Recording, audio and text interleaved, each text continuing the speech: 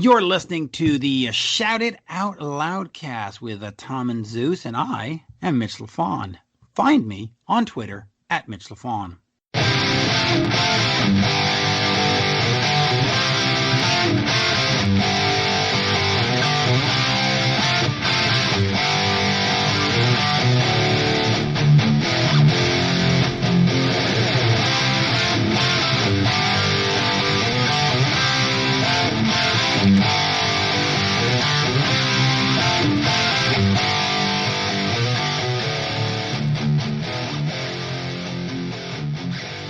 Greetings and salutations. Welcome to the Shout It Out Loudcast. Don't turn your radio dial. You're in the right place because it's time for another bonus episode. Episode 14. We're calling this one, Our Middle Name is Trouble, and we L-U-V-E you all. Now, before I introduce the hosts here, I just had a couple of pieces of mango, and I want to let you know I'm back, baby. I'm back.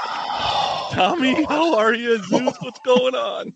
I think my favorite part of these bonus episodes is Sonny's intro on how he's going to work in lyrics from the selected bonus episode for this one. So thank you, Sonny. Zeus, what's up, my friend?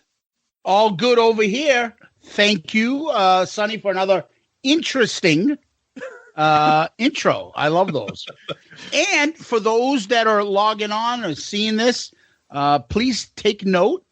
At least I hope it's done. Our new logo and the kind of new title we have. So instead of just calling this bonus episodes, because we do a few different types of things, we're going to start calling these what they really are.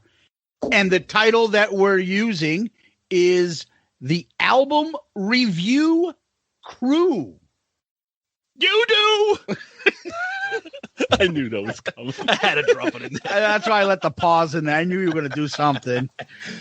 Yeah, so new year, new name. You know, we like the bonus thing, but to have a name for this, you know, and to let Sonny be more an official part of the family here for these episodes. So, by the way, I know people are listening to this and they're seeing it on their podcast app of choice, but we are doing Tesla Mechanical Resonance today. So, and it's a group pick, and we'll get into why it's a group pick. And I want to point out that we kind of shined over it, but it took 12 months for this new logo. So I was on a 12-month review cycle. You were Check it out. You were the Vinnie Vincent of our KISS group. Good Lord, dude. We have a very intensive work release program here with Shout It Out Loudcast. And I almost lost it at load and singles. Yeah. Our HR is pretty particular about the people I work with. Yeah. And our employee performance review system is very, very specific. It takes a 12-month probationary period before you're part of the crew. And yes, you are the Vinnie Vincent. We gave you the contract. You keep telling us you're going to sign it. So we have a Mark St. John in the waiting. I don't know who's going to come in for testing with us, Tom. Imagine if we actually had people come and test like Creatures of the Night, KISS did. That would actually be like a nice reality / podcast hybrid where we'd have people in, we test them to see them as third hosts and be like, nah, you're terrible. All right, who's next? And Murph, I want to let you know we extended your probationary period another 12 months. Yeah. He's like a tenant at will. He signs an extendable lease with us month to month. Yeah. Oh man. Yes. Oh. So, we love these things. It's actually season 2 debut. And we are back to the group pick. And it's not Mechanical Renaissance, as I've sometimes seem to forget, but we're doing Teslas. But before we do that, we usually jump and go backwards and see what we did last time. And last time was a pick of mine. We did Singles, the soundtrack. And to say it was polarizing would be an understatement. Oh, man. Polarizing is good. That's what we like. The bonus episodes are fun because it's albums that we agree on as a group. And then the individual picks, Some of them we all agree on, some of them we don't, but that makes it fun. But yeah, last time we were together, we did singles, and we'll start off with our poll. So, of course, every time we do a bonus episode, the poll is what the best track is. So we decided to include Wood by Alice in Chains, State of Love and Trust by Pearl Jam, Chloe Dancer, Crown of Thorns by Mother Love Bone, and Birth Ritual by Soundgarden. Without a doubt, Wood by Alice in Chains smoked it with 61%. That doesn't surprise me because I think a lot of people may not have been familiar with the single soundtrack, but they know that song outside of the soundtrack, so that's probably why. And a lot of people just agree that that's the best one. For example, our buddy Tony from Restrained, Wood, not even close. Our buddy Deuce, I'm taking Nearly Lost You. What the fuck is wrong with you? Screaming Trees is clearly the best, one of the best 90s songs, period. I agree with you, Deuce. From your four, Wood is the obvious choice, but Nearly Lost You is better. Yeah, it was tough to narrow them down. I would have put Nearly Lost You as an option, but we take write-in votes. Twisted Kister, I voted for Pearl Jam. I can't stand Mother Love Bone. Wood is probably the first song I remember liking that I got tired of hearing. I don't have much memory of Birth Ritual. When you played Waiting for Somebody, a smile came to my face. I haven't heard that in 28 years. That took me back. All right. And then Zeus, you jumped in there and you said, I love Wood, but it's not even a top 10 Alice in Chains song for me. Breath is the better Pearl Jam song, so it's Soundgarden versus Mother Love Bone, Ritual. Now, yeah, but that led to a back and forth with Tony, who we forgot to thank again. It's like that fucking Jimmy Kimmel, Matt Damon thing. Or what's it, the fucking Lindsey Buckingham. I was just going to say that. Oh, shit. We forgot. Lindsey, we forgot again, man. Good old Mad Lindsey. Man. We love you, Lindsey. But thank you again, Tony. Great intro for us. And Tony's got his album, Restrained album, God of War. It's out now. Go get it. It's absolutely fantastic. Anything nice to say about Tony? Nice to say, Sonny? No. But I want Tommy to say I love Wood again so I can clip it later. I love Wood. That was awesome. Go for it. Leave that in the edit. I gotta take it and do what you please with it, but I love Wood. So then I jumped in and I said, Zeus, I love you, but that comes from the Sonny Pooney book of bad music takes, not in the AIC top 10. No. And then you said not even close. Then Tony jumped in and he said, Wood is absolutely one of the best tunes. The riff is killer. Vocals are killer. Chorus is killer. You're weird, Zeus. And then you responded and said, you don't know their catalog. Sorry, it's not Tora Tora. And then Twisted Kister jumps in and goes, not that there's anything wrong with that. Wild America is a phenomenal album. What the fuck? I had a Tora CD, I remember. They had a song called like Walking Shoes or something. Yeah, it's terrible. Yeah. I put on my wall. Yeah, it's terrible. It is. And then of course our very own Sonny Pooney jumps in and says, I voted for Drown. Oh wait, I would rather drown. Oh wait, forget it. Go Wood. And then our good friend Chris Vickery, sadly, I know none of these songs. Thanks, Charlie Benanti. I don't know that album. I don't know what Asylum is. Our buddy Darren, AIC is a top 5 all-time band for me, but the only right answer here is Chloe Dancer, Crown of Thorns. That is a very polarizing song. I cannot believe some of the people that are like, I fucking hate Mother Love Bone, or I fucking hate the vocals. And I didn't expect to get this out of nowhere. It's the song where people literally either hate it like Sonny or they love it like we do. Yeah, they see the brilliance in it, or they're like, "This is awful." Or they see the shit in it. Exactly. And then our fellow Pantheon podcast brethren, the Grunge podcast, which if you're a fan of grunge, check those guys out. Definitely, they agreed and said Chloe Dancer is the only choice. Alessandro Rourke said "Nearly Lost You" is the best song on the album, and the Grunge again said they also covered the single soundtrack, and they love Mother Love Bone as well. So. A couple other people, Kim Andrews. I don't know any of these songs. Marvin Carter, just so you guys know, I have always avoided the grunge in Seattle stuff, although after listening to the Singles podcast, I now have the soundtrack and 2 Paul Westerberg CDs. You guys rock. Thanks for all you do. Oh boy, here's a suggestion. By the way, how about doing the Stars album, Violation? Yikes. Marvin, thank you, but not happening. And we may have the first Murph burner account. That's true. Oh, yeah, is he a Stars fan? No, he's a Paul Westerberg fan. Murph loves Paul Westerberg and the Replacements. Yeah, like, oh yeah, you got to get this. I've never heard these before, and it's fantastic. Okay, Murph. Yeah. Jason Kennedy, Breath is the best song. Chris Cornell, Seasons is a close second. Amazing soundtrack. Lauren Weir, Mother Love Bone, all of my favorites from each band. Yeah, I agree that. Graham Borford, Overblown not being an option is just disrespectful. Graham, hey, look, it's a good song. Twitter only allows you 4 options. Jack Broad, Birth Ritual, although Wood is great too. So there are some poll-related comments from that bonus episode. And from the bonus episode itself, some Twitter comments here.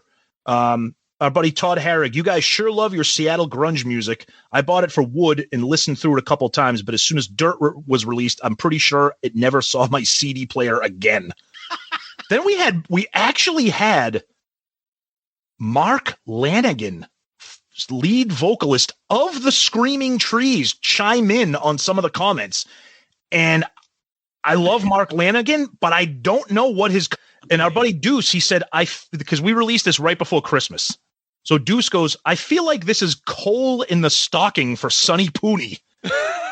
And then Mark Lanigan responded to that by saying, so true. And I don't understand what that means. Maybe he listened to the episode. Or maybe he doesn't like the album either. I don't even know he's on it. Yeah, I don't think he knows what planet he's on. He's still on a fucking heroin binge with Lane Staley. And one of them made it and the other one's fucking almost gone. That could be true. Oh, here we go. Here's the first one of many. Our buddy MD.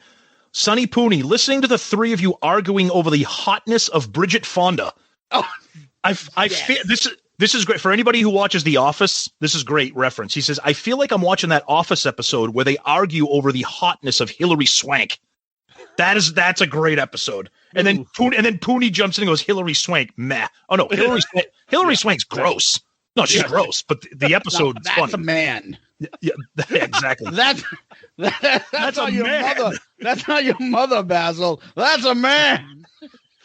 JR, looking forward to the episode. I love this movie and the music. And then Murph, when Sonny is bringing the grunge and Bridget hate, remember Zeus and Tom, as Mr. Sensitive Ponytail says in the movie, you know, it's okay to loathe these people. Great quote from the movie. Uncle Paulie, heck yeah. Another 1/8 of a day long episode. I can't wait to listen to this on my road trip. Thanks, gents. Hope your families have a most awesome Merry Christmas.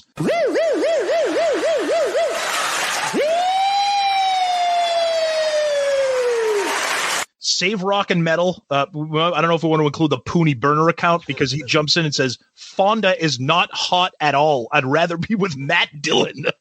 I love that anybody who agrees with me is one of my burner accounts. Yes, of course. Yeah, the alarm went off on that one. But they've yet to deny it when they've been accused, Sonny. Exactly. Sean DeHaan. Sorry. I think I want to say, if you are not a Sonny burner account, you need to send us some sort of proof, driver's license, sign, something. Something. License. What are they renting a car? Yes, it's very important to know who's who.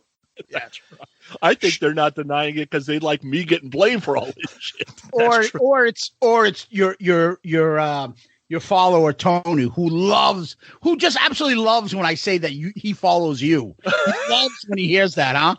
Oh my God, I've never seen angry Tony. Angry Tony. Yeah, he was a little upset. I was like, oh, stop it, just because you're Sonny's puppet. I'm my own man. Yeah, you would have thought I fucking insulted his family. But holy shit. Yeah. Sean DeHaan, if one was to listen to Mother Love Bone's entire body of recorded work, I don't think they should be referred to as a grunge band. That's true. Had Wood lived, they easily could have been as big as G&R. Easily. And Andrew Wood is a big Kiss fan to boot. Oh, and then our buddy Steve Warsap. Is this our punishment for being on Santa's naughty list? Oh, God. Troy Candy, one of my favorite soundtrack albums of all time. So many incredible songs, full of my favorite ever artists and the first ever solo Chris Cornell tune ever released. Damn, this one can't be beat. Then we had AJK just give us the puke emoji 7 times as his response. Alessandro O'Rourke again, dudes, this is why I love this podcast. Great choice. I wish Mark Lanigan and the Screaming Trees received more credit for the sound of that era. Cheers. So that's some Twitter stuff. Zeus, we got some Facebook. We do, huh? You do, huh? Why don't you do some Facebook? We're very proud of you. Before we get to Facebook, we did have something on our YouTube channel. Oh, yeah. Go ahead with that. Hanson gave us his list on there, and he had Chloe Dancer as number 1, and May This Be Love, number 13. So I thought I'd just share that with you. Yeah, can he send a picture of his driver's license? No, he agrees with us. That is too. No, he agrees with us. Yeah, so that's definitely not you. He had Chloe Dancer number 1, and there are times when your burner accounts try to throw us off. We know.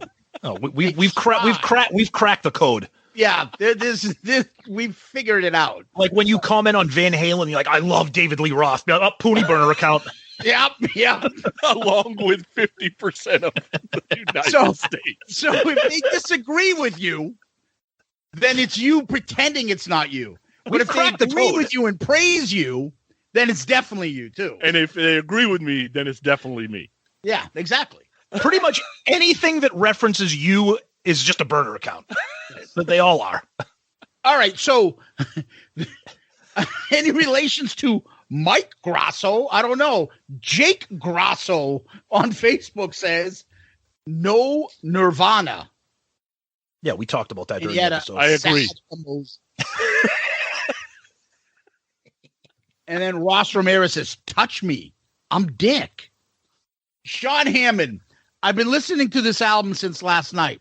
I wanted to go into your show prepared. I love all the grunge stuff, but how fucking great is early Soundgarden in Pearl Jam? So great. Jack Pinocchio. Just catching up on the latest episodes. I'm on holidays. This was an interesting review.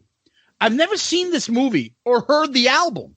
After listening to this album, I felt I need to take a shower because I felt as I was in a dingy basement listening to a bunch of up-and-coming grunge musicians mixed with body odor. Ha ha.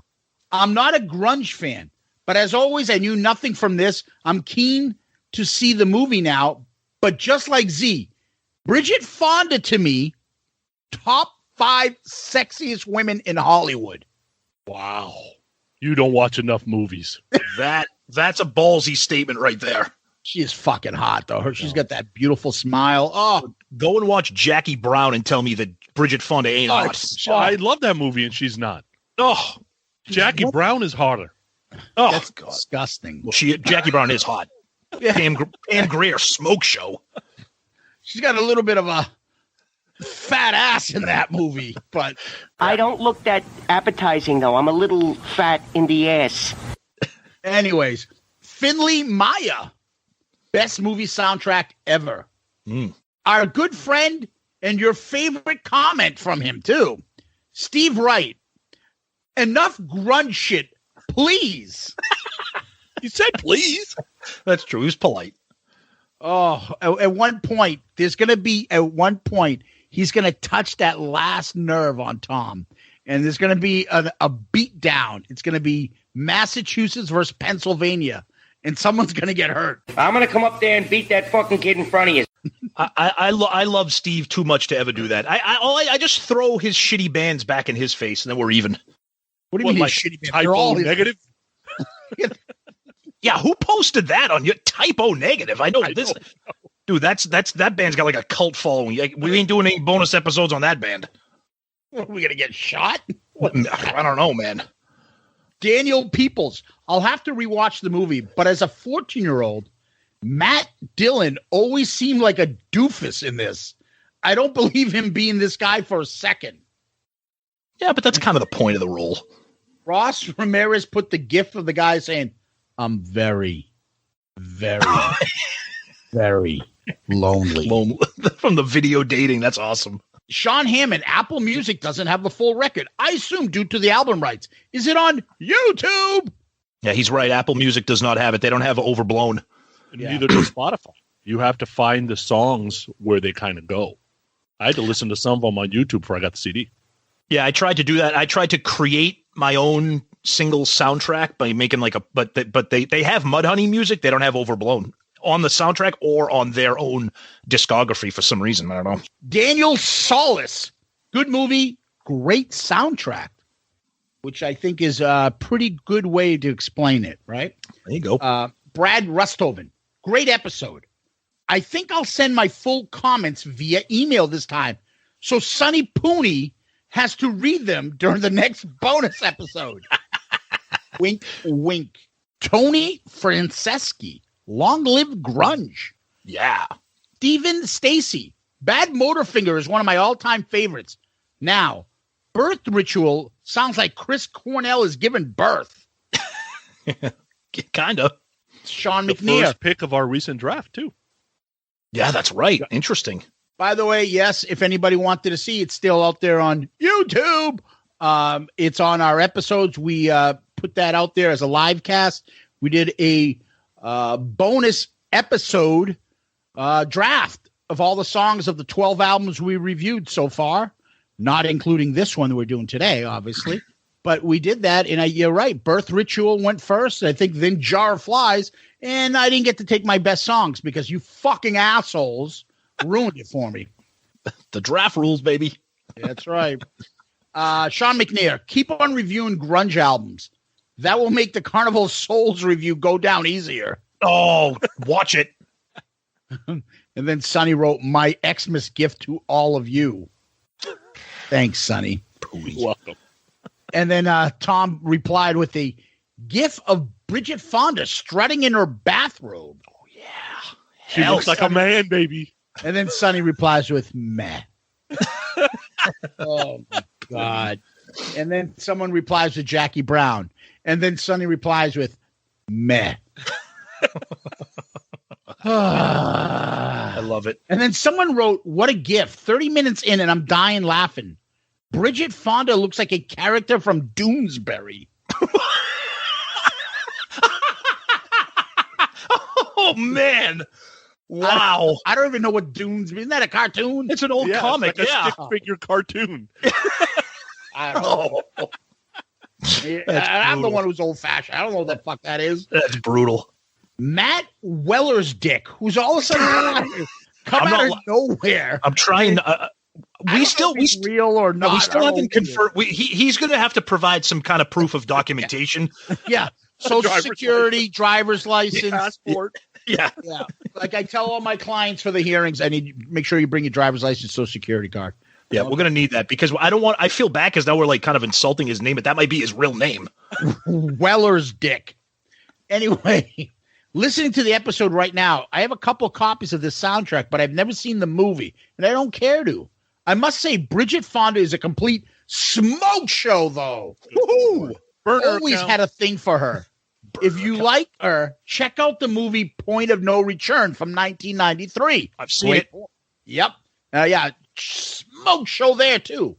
It features a couple of Jane's Addiction posters in the background. Oh, yeah. Trust me, she'll make your bone hard. That being said, I do enjoy most of the soundtrack. Thanks for the visual, but yeah. God. Rick Rera. Never even heard of this. Should be interesting. That is stunning to me. Although you have to admit, I mean, if you weren't into grunge when this came out, it did fly under the radar. I think because the movie wasn't a big hit. Exactly right. Yeah. Well, think about it. You can be 30 to 33 years old, and this would have never hit your radar because you were 4 or 5 years old when it came out. Right. And like Zeus said, the movie, it's not like an iconic movie that people where it kind of passes through the generations. So yeah, because we have a ton of 30-year-olds listening to us. Well, maybe we do. There's the one. If you're 30, please show proof of identification. Yeah, and driver's license, social security card will be good. We're going to create new Shout It Out Loudcast listener ID cards. Yeah. That- Join that- the group. You'll need to yeah, bring don't your worry social about that security you're card. sending your personal information to two idiots you never met before. Don't worry Yeah. about that part.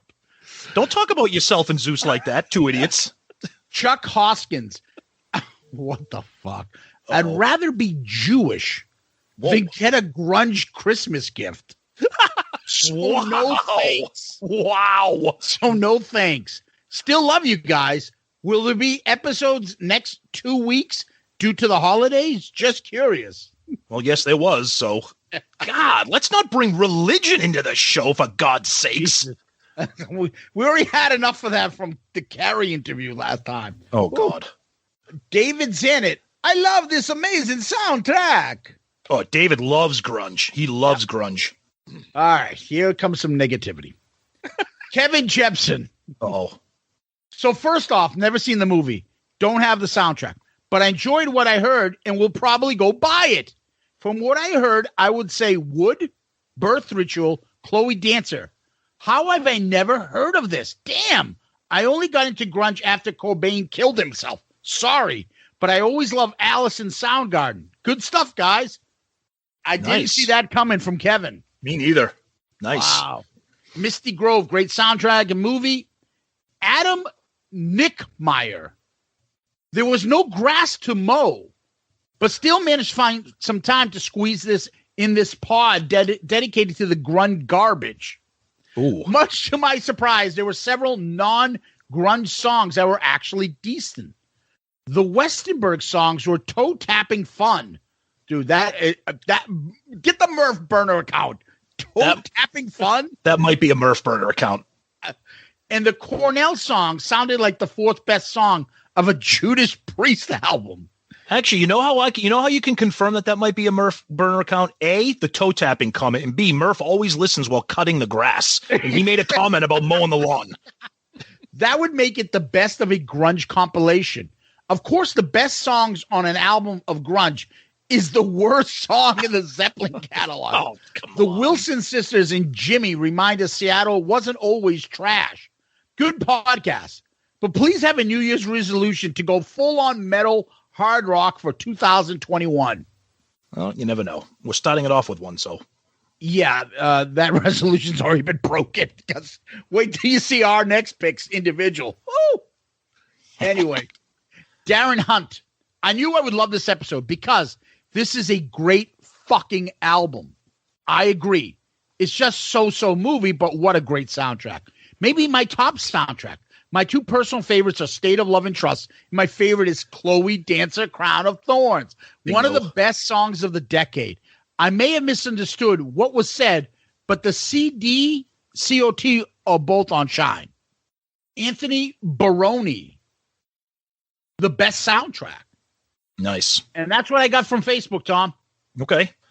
Before we move on to emails, I actually got a Facebook DM that I'd like to read from our good friend Craig Moran. Ooh. Your latest bonus episode for the single soundtrack was awesome. When this came out, I had just finished my freshman year in college. And he says, go JMU. So I'm assuming James Madison University. To this day, I've never seen the movie, but I fully embraced a lot of the bands on the album. Alice in Chains and Soundgarden were and are my favorites from the 90s Seattle scene. You guys are right. You guys are right how this album existed on its own merit, the movie being more of a side note than the original reason for the album's existence.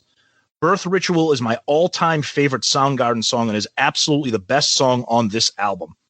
Normally, I'm in Tom and Zeus's camp when it comes to the debates with Sonny. However, for the first time, I'm siding with Sonny. The Mother Love Bone song on this album is an unlistenable piece of crap. Andrew Wood's vocals are absolutely brutal. It's like he was making up the lyrics on the fly while recording the song. I hate his phrasing. Wow. I can certainly appreciate your reverence for grunge music. However, respectfully, the way that the two of you go out of your way to separate Super Unknown Jar of Flies in this album as grunge does them all a disservice. They're just great rock records, period. I'm really hoping Sonny pulls out the first Badlands episode as an upcoming bonus. I'd love to hear Tommy and Zeus's opinions on that one. Happy New Year, guys. Keep up the great work. I look forward to these episodes every month. Thank you, Craig. And yeah, I know people get upset with the grunge thing, just like some people get upset with the hair metal thing, which we will talk about this episode. And as far as Badlands, I'll just spoiler alert right now. Any band that has a member of the Kiss family tree is going to be included on our Kiss show, Shout It Out Loudcast. So you'll eventually hear a Badlands review. So that's that. Sonny, you got some emails? Yeah, so the first one's Doug Middleton. It's titled 3 Hours ? Do you know that the last 2 episodes are longer in length than the last 2 Super Bowls? And they're better than the last 2 Super Bowls. The Screaming Trees absolutely rule. Sonny is stupid for not liking grunge. Fuck you. But I have to agree that Fonda has a young boy's body. Thank you. Oh, great Jesus. episode. Man. Jerry Blackwell. This one's titled, Get This Guy His Money Back. Somebody get Hollywood his $3 back and send him a $50 gift card for his troubles. Album is not good. 3 songs are great, and the rest is what we would call a dumpster fire. Oh. And Fonda is not sexy. I've never agreed with Sonny as much as I do on this episode. Normally he's way off. Not this time. There you go. So Jerry Blackwell is a Sonny Pooney Burr account. Of course. Okay. All right. Yes. Save Rock and Metal, which supposedly is me too. Yep. Please send your passport. Singles. Yes, it's true. It's fun being single. Okay, that's been a long time for me. So, wow. Right. Okay. I'm Visit Sony. I don't know what that means. If you're going to he must agree with me. If you're going to be a petite woman like Bridget, then you better have huge boobies, so we know for sure you're a woman. Women should have curves. Perfect size is 150 pounds with 35 pounds of boobies and booty. I agree. This might be me. 150 pounds, dude? All right, we'll see. That woman's got a wonderful little muffin ass. She told me she looked like Janet Jackson. She came out of that car looking more like Freddie Jackson. Best song on the soundtrack is Birth Literal. Keep up the outstanding work. Hands down the best podcast out there. Thank you. And then Teddy Barnes said, singles, why? I'll start by saying I'm not the most, I've never been the most likely a huge fan of grunge or alternative rock. Okay. That being said, this album didn't make it any better. Wow. I tried a full album listen every time you 3 idiots review something just to give it a chance. I want my 193 minutes back. Album isn't that long, but that's how long it took me to get over the fact that I had to listen to it. You Cheers don't have to the new year. Hey, thank you for listening. Thank you for the comments. No one's making you do shit. And then you said, best podcast in the land. Okay, thank you for that then. So one last email. We'll save this because this is from our buddy Murph, who shares his love and nostalgia with me and Zeus on this because we were all at Stonehill College together. Gents, without question, my favorite album review thus far. While Alice in Chains' Jar of Flies represented a time and place that was covered in detail, this album started getting serious play upon our return to college sophomore year and was in steady rotation till graduation. I always liked how some kids with substandard subwoofers were exposed when the beginning of Wood was being played. Good point. What was great about this album is that it not only gave us some new songs from bands that recently arrived on the scene, like Pearl Jam, but had other artists that prompted us to explore their catalogs, such as Paul Westerberg and Tommy's eventual purchase of 14 Songs, his solo album, which is great. Even the selection of Hendrix's song, an artist I can appreciate but never was a huge fan, was a pleasant surprise. Soundtracks like this, when done right, represent the poo-poo platter of a specific era, and this album does it extremely well. Other examples, Saturday Night Fever, Purple Rain, and yes, Footloose. One final note, while I thought Zeus and Tom almost brought Sonny over to the grunge team, his overall comments of the album have me convinced that if he went to Stonehill, he would have been playing Poison's greatest hits, stuffing a sock in front of his gerbos and hanging out on the weekend and then he references a dorm room where all like the fancy boys used to live. And then he ranks, now this is a shocker, he ranks Waiting for Somebody as his #1 song on the album. State of Love and Trust, then Wood, Nearly Lost You, Chloe Dancer, Dyslexic Heart, Season's Breath, May This Be Love, Drown, Birth Ritual, Evermore, and Overblown as last. We love you, Murph. Thanks for sharing. Great email. So I think that's all the feedback for singles. That was a lot of stuff. Did he say they were from Casino? Yes, he did. I didn't read that because no one would get that but me and you. But yeah, I'm just curious. That was the fancy boy dorm room. We were friends with those guys, but a bunch of butty boys. Yeah, they were the fancy pants guys. But Sonny wouldn't been it. The casino guys weren't listening to Poison. Sonny would have been hanging out with us. Yeah, I didn't really listen to Poison that much. After that first album, I was done with Poison. Nobody listens to Poison. Nobody should listen to Poison. But that's a separate thing. Maybe we'll get to a Poison bonus episode. BBD's Next week, Poison. That's better. Belle Biv DeVoe's Poison is better than anything Poison ever did. Yeah. I thought it was me. BBD.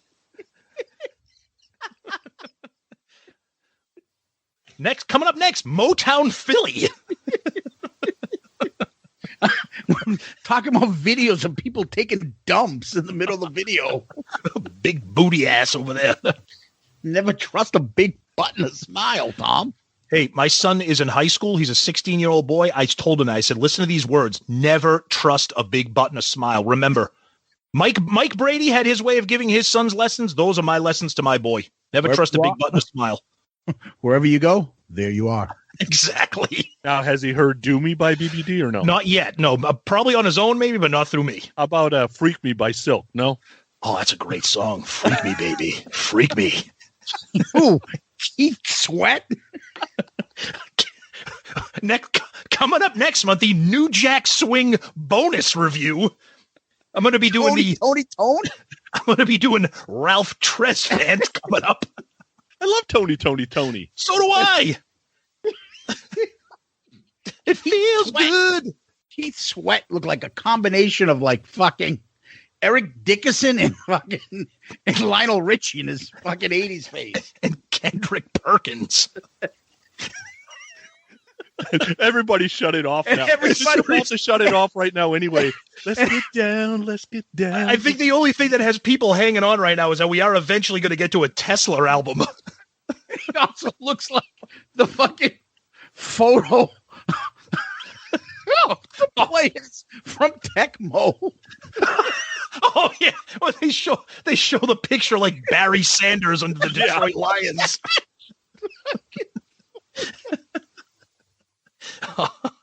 The funny thing about all this is that I really liked Keith Sweat.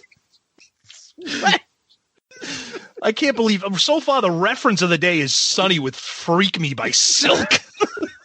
Sonny was definitely into like Stevie B and shit like that. I love that stuff. Oh, spring love, come back to me. Potty your body. You got to remember that was all the stuff on the radio that was, the women loved it. So you play that stuff in the background and you get nasty. Oh, Sonny, growing up where we did. You sound like Raw. Women love that shit. You got to have a J-O-B. You want to be with me. You ain't got no money, ain't got no pussy. What's going on, baby? The rent, motherfucker. You got a job? They get the fuck out of my face. Dude, Sonny, growing up in the greater Boston area, man, that shit was huge. People were dressing like that and all that. That whole genre of music was crazy. Oh, it was hanging out at Tello's, Chess King with Heavy Mayo. Pegging my pants with Heavy Mayo with his Nike Cortez that he still wears today. His fucking Pumas and his Jobo fucking pants. Oh, his Guess jeans. Z Cavaricci's rocking that. Oh, man. All right, let's move on. We're going to do an album, and we're always talking about why the fuck are our episodes like 3 hours? Because we spent 20 minutes talking about Silk. Breaking down Keith Sweat's appearance.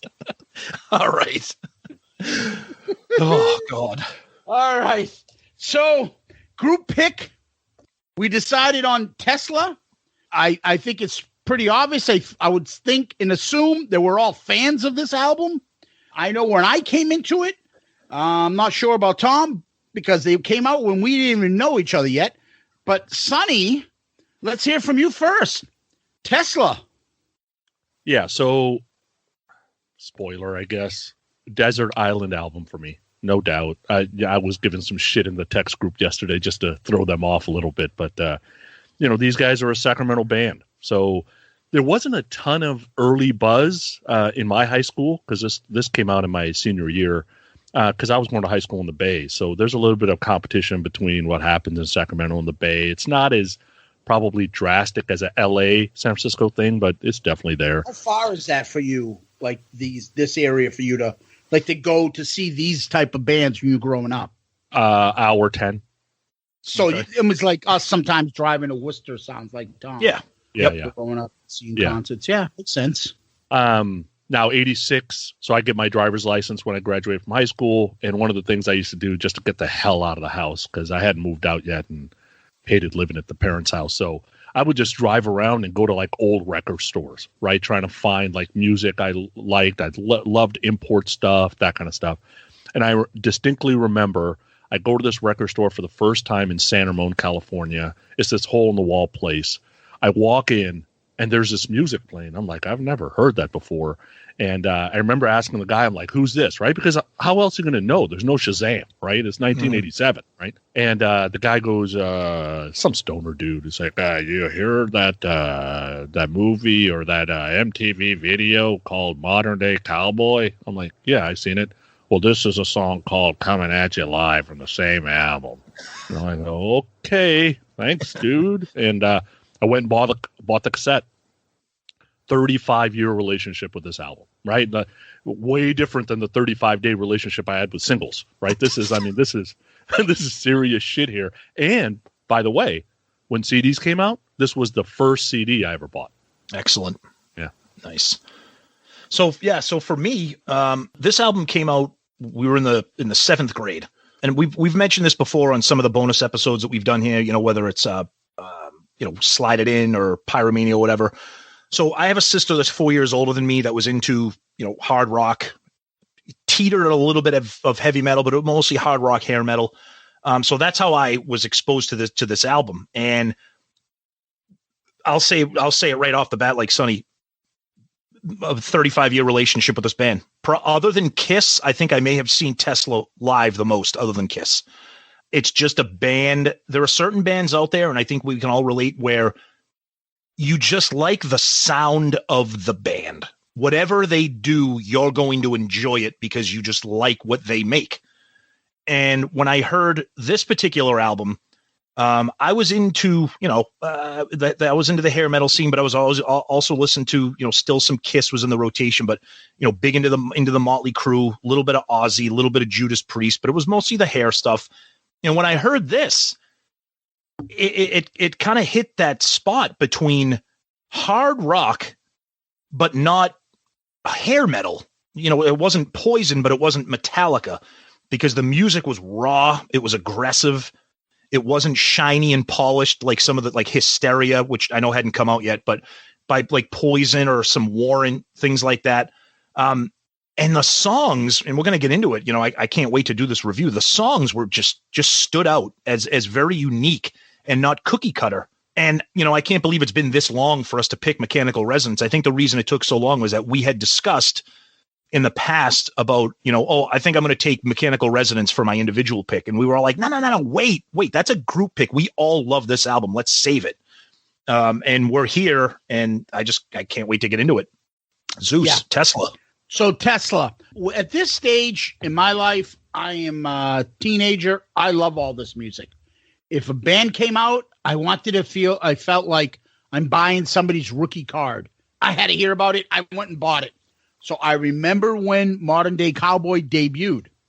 I remember seeing it on MTV. Boom, I went out and bought this. So I'm like you. Day one, I bought the album, 35 years with this. I can tell you, I remember when I didn't really buy rock shirts. I hadn't gone to concerts yet at this point in my life. I think I was in junior high at this point, right? 86. Yeah, I was in junior high. So, but I did have a Tesla Mechanical Resonance t-shirt. I don't know how I got it, but I had it. And I didn't have anybody else really back then, except for I think a couple Kiss. So I loved this album. I felt like this was something that was like, when starting to get the critics and people and everybody giving shit about the looks of some of the bands we were listening to, the Cinderellas and stuff that were kind of like glammy look and stuff. These guys, like, wow, they're just like in jeans, and like the bass player is kind of fat, and this guy is kind of weird looking or whatever. Like, it wasn't like a pretty boy band, and I liked them, and I was like, this is fucking different. It's funny because we'll talk about this, I have different opinions of what I hear when I hear their music. But when you put it all together, there's really nobody that sounds like these guys. And they have their own little distinct sound. But when you heard this and you heard this band, you heard this, like, this is Tesla. But you can hear so many different bands that we all like in this. And they take it all together and come up with this incredible album for a debut. I'll talk about it. I'll get into specifics later. But yeah, I was in love with this from day one. Yeah, and I think the thing that's, since we're kind of talking about some overall thoughts and feelings on Tesla in that time, I think the thing that's interesting about this, and we talked about it, that, this is a debut album. And for me, it's a really unique debut album. It's an ambitious debut album because none of these songs are really maybe tailor-made for the radio. I mean, there are hit-worthy songs on here. We're going to get into them. I mean, the whole album for me is hit-worthy. We talk about Modern Day Cowboy, but it's just, lyrically, thematically, production-wise, it just stands out on its own. And I'm sure the three of us have talked about it, and our other friends have talked about it. When you love a band, you take a lot of what that band does, like personal, and for me, we've always talked about how it's just, it just, how this band never broke huge. They never were Def Leppard. They were never Dokken or the Scorpions or Rat or Motley Crue. They always kind of were that next level, or even maybe that third level of those bands. But I think that's why it's like, they're like the underdog band. And that's why one of the reasons why I love them, obviously the music. And when you're talking about debut albums, and I'll just say this, and I'm sure, it might be a comment we will get to. If you're talking about 3 album runs, maybe one of the greatest 3 album runs, I think, for me, between Mechanical Resonance, Great Radio Controversy, and Psychotic Supper. Psychotic Supper is definitely not the same tier as those two, but I think in terms of a 3 album run, and they're still making records today. I will say this, just for the record, their new album Shock, yikes, not good. But that's what happens when you have Def Leppard trying to, Phil Collins producing your music. Just don't do that. But yeah, this is a band for me. Jeff Keith's vocals are very unique. I feel like this is what Aerosmith could have sounded like if they decided not to be a bunch of pussies during the 80s with those horrible albums they put out. I'm sorry. Get a Grip and Pump and Permanent Vacation. All that stuff is like just not good. That's just me. But yeah, it's a ballsy album lyrically, production wise. It's aggressive. It's thick. It's heavy, and it just sticks out as just one of the greats of that era. 617-555-0850. I was just going to say that. Yeah, I mean, again, there's a lot of superlatives and things we can say in describing it. I think the music, when we start playing some of the songs, we'll be able to bring up a lot of those opinions. Let's talk about what we normally talk about first, and that's the album cover. The album looks like a kind of like a globe. It's got some lightning bolts. It's got the Tesla logo in the middle, and it's got Mechanical Resonance all around it, and the earth behind it. I don't know. What do you guys think? Man, the colors absolutely pop. They're the front album. So you guys don't know this, but in my work office, I put up album jackets. And, it's at work, so they got to be appropriate. Some of these album jackets aren't super appropriate, right? And I try to pick album covers that pop a lot of color. Mm-hmm. And this is one of the ones I have up in my office. But I've always loved this album cover. I think it's interesting. I don't know if you noticed, like the plus minus. So they're kind of playing up the electrical current thing. And then I don't know if you also noticed, but the C's, because the C's are the only letters that repeat, are different. Mm-hmm. So they start going with different. One's got like almost a lightning bolt thing, and then there's a regular C, and then there's like a little thingy on the bottom that must be something about electrical current. I don't know. But I love the album cover. I think it's awesome. Yeah. Sonny, I never noticed the plus minus. Thank you. Yeah. Yep. No, it's great. It's eye catching. And the thing that I like about it too, we'll get to the back cover. They're not on the front cover. They announced their arrival by putting a very colorful, powerful, graphical image. It's got their logo. It's got the globe. It's got all the electrical currents. It's got the globe, the swirly colors of the globe. I think it's just awesome. I think it's eye catching. I think it's ballsy. And I think it's kind of symbolic of what you're about to hear when you listen to the album. So that's the album cover. That's the front cover. Make a couple comments on the back cover too. Go ahead. This is where the 80s scene kind of comes in. And I'm glad this is the back cover and not the front cover. But again, it's 86. It's got them kind of lying around. They're all in their jeans and they're kind of leather and stuff. They don't look bad. I mean, it's sure as shit. They don't look like Poison or anything. And then there's more kind of electrical kind of symbols all along the side. Got the track listing. And it's got some kind of electrical swirls following them. And it's interesting too, Sonny, I have the vinyl and I know you are holding up the vinyl as well. And inside on the sleeve of the record jacket, inside, there's a little bit of a story about the band. And the very last paragraph says Nick Egan, who was the art designer for their album cover, they said Nick Egan came by the studio ranting and raving about electricity one night. The next thing we knew, this Englishman had us standing still for hours at a time with millions of volts circling around us with a photographer named Dean. This became our album cover. We hope it does Nikola Tesla proud. So that's kind of a story there. So yeah, awesome album cover. Very, very cool, I think. Yeah, the back's interesting because Frank is almost a cowboy. Like the big belt buckle. Mm-hmm. Like he's almost playing cowboy there. Which I love. Tommy's is the punk rocker guy of this band. So he's the one who's bringing the rock anyway. Mm-hmm. Those 12 symbols on the side, right? I don't know what the symbols mean, like you said, but there's 12 songs. So does that mean each one of these symbols correspond with a song? Like, I don't know. Could be. I don't know. But I never got any explanation. Like, I haven't seen anything on this album cover and what it means. So yeah. And then I don't think his guitar is, you didn't say it, but I don't think his guitar is pink. I think it's white and like maybe the light shining off on it.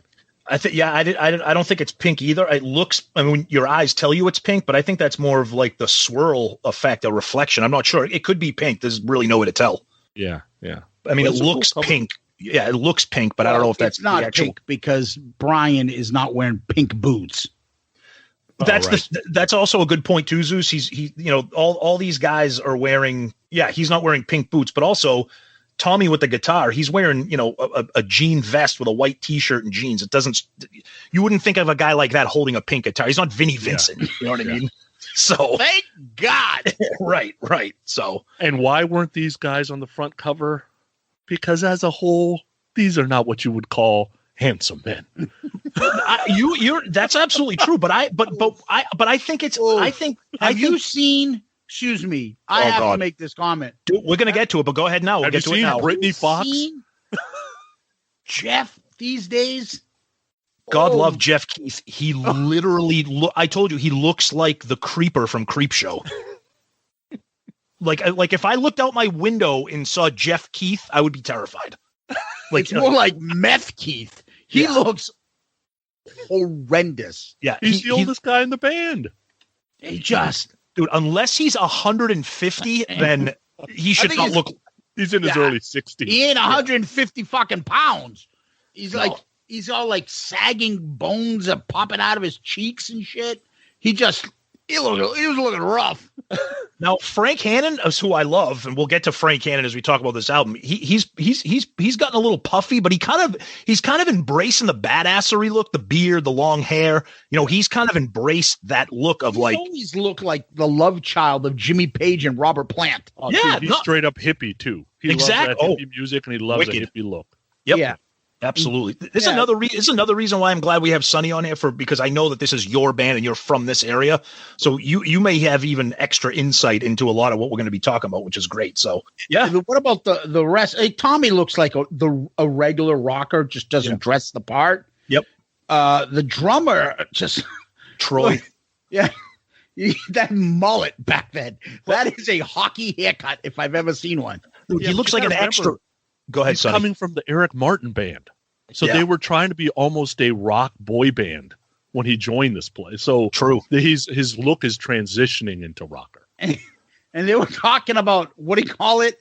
The guy from Brittany Fox, Picket Teeth. I'm sorry. this poor drummer, he looked like he's a friggin' the White House picket fence going around those teeth. That's why he's sitting behind a drum kit. Like Bugs Bunny there. Wow. What the fuck? Now, I don't know if you know this, but the drummer has a connection to Kiss. Did you know this? Go ahead, tell us. He is Scott Van Zenn's cousin. Okay. Who is Scott Van Zen? I do not. He co-wrote Spit. He co-wrote Hate. Oh. He co-wrote that dumpster fire called In My Head. Oh. He co-wrote that dumpster fire called Seduction of the Innocent. Yeah, that's They're a cousins. dumpster fire. Okay. All right. Good Kiss tie, and I like that. Very nice. Thank you, Sonny, for the Kiss comment of the week. All right. And no offense, because none of us here, well, maybe Tommy, are what you would call svelte. Well, but he was like literally the first guy that I would say would be chubby in what was considered back then, even though they're not, and we'll get into it, hair metal. He was like the first kind of pudgy guy. He's not really fat, but he was the real first pudgy guy in a band like that. I remembered it. And people were making a big deal about it and reading like in magazines back then. They'd be talking about his weight, like treating him like women get treated about their bodies and stuff.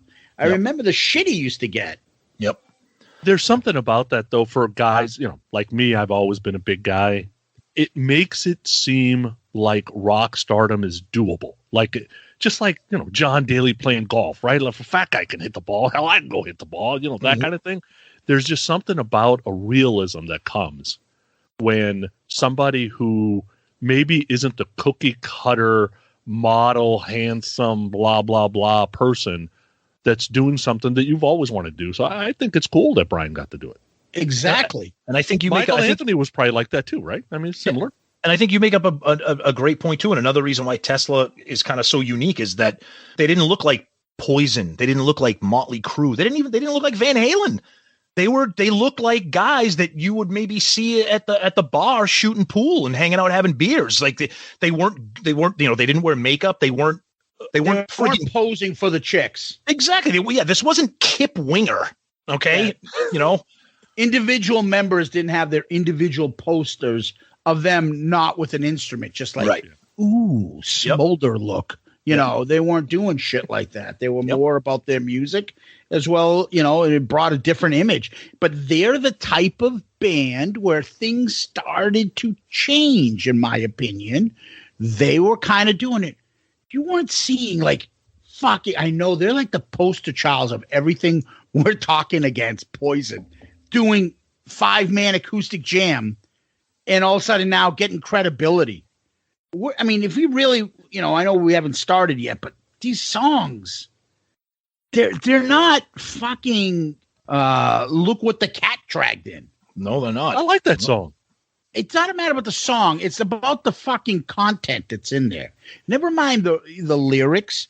They weren't showing that image. They weren't acting like that. They weren't portraying an image of this stuff. And it wasn't like they were trying to be like, we're different. Look at us. This is our image. Our image is that we're not that image. They were just themselves. And I think that's a great point, because I think that's one of the reasons that contributed to them flying under the radar in terms of mass appeal, because they didn't do any of those things that we just talked about. They didn't write Talk Dirty to Me. They didn't sing about the devil. They didn't sing about, fuck me, suck me type of songs. They weren't handsome looking. 10,000 lovers in one. Exactly. Another TNT reference too. How dare you? But at that time in 86, a lot of that stuff was going on. So these guys, I think people are like, oh, okay, this band's a hard rock band, but they're not Metallica, but they're also not like Warren. So what do we do here with this band? Exactly. Which makes it all the more of a shame that they got lumped in and got kicked out when grunge came in. There's no reason for this band to have gone away. So what was funny about it is I remember hearing some of their songs later on when this music still hasn't made its comeback that it has now, like the hair metal stuff and things like that. And I remember seeing them, and I remember thinking to myself, this band has no idea how irrelevant this music is right now, or that this style went away. They were fucking still doing their thing, happy, singing, getting into their music. Like, they're not like, oh shit, yeah, we got to change our image. We got to seem like we're more credible, or we got to talk like more serious. Like, they were like, we're us. Oh, I don't know. The music scenery changed, or the attitudes changed. I don't give a fuck. This is how we do our shit. And they were cool with it. And they've never changed. And if you go and I'll talk about it later in the videos, you look at all their videos. This album seems like it was made by 5 guys that were normal guys that got along, didn't have big fucking egos, enjoyed each other's company, and just liked making cool music, and have still seemed that way. Yeah, I'll tell you, why aren't they so big here? Just an opinion. Unless you're going to be a Van Halen or a Metallica and define a generation, basically, or define a genre of music, you have got to have a female bass. There is no way around it, especially for this kind of music, in the timing that it was. And they never really had that huge female bass. And then I get it. They shouldn't be lumped in with their hair metals. They shouldn't be this. They're better than Poison is, right? There's absolutely no doubt in my mind. But the Z's and Easy Come, Easy Go, and the 2 and the 4 and Too Late for Love, and the CUM Come and Coming at You Live, and the LUVE. It's like, dude, you're not helping. Like, I'm not sure you deserve it, but come on, dude. Like, can you stay away from that stuff at least if you want to be serious about that? So I can understand why they got lumped in. It's timing more than anything else. It's a great point, and all those references you made to the the song titles and stuff. But I think for me, I feel better. And again, I take some of my favorite bands I take personally. You get like a persecution complex when you're a fan of a band. I think the time has passed, and we're not the only people that are saying this. There's a lot of rock music fans and Tesla fans that are on board with that I think they made it through that gauntlet of hair metal era and came out to where they are now, still touring, still making records. I mean, I'll tell you right now, Sonny, I'm not sure what you think about. I know you made a face when I mentioned Psychotic Supper, but Bust a Nut came out in 94. I think that album's okay. I know you're making a face.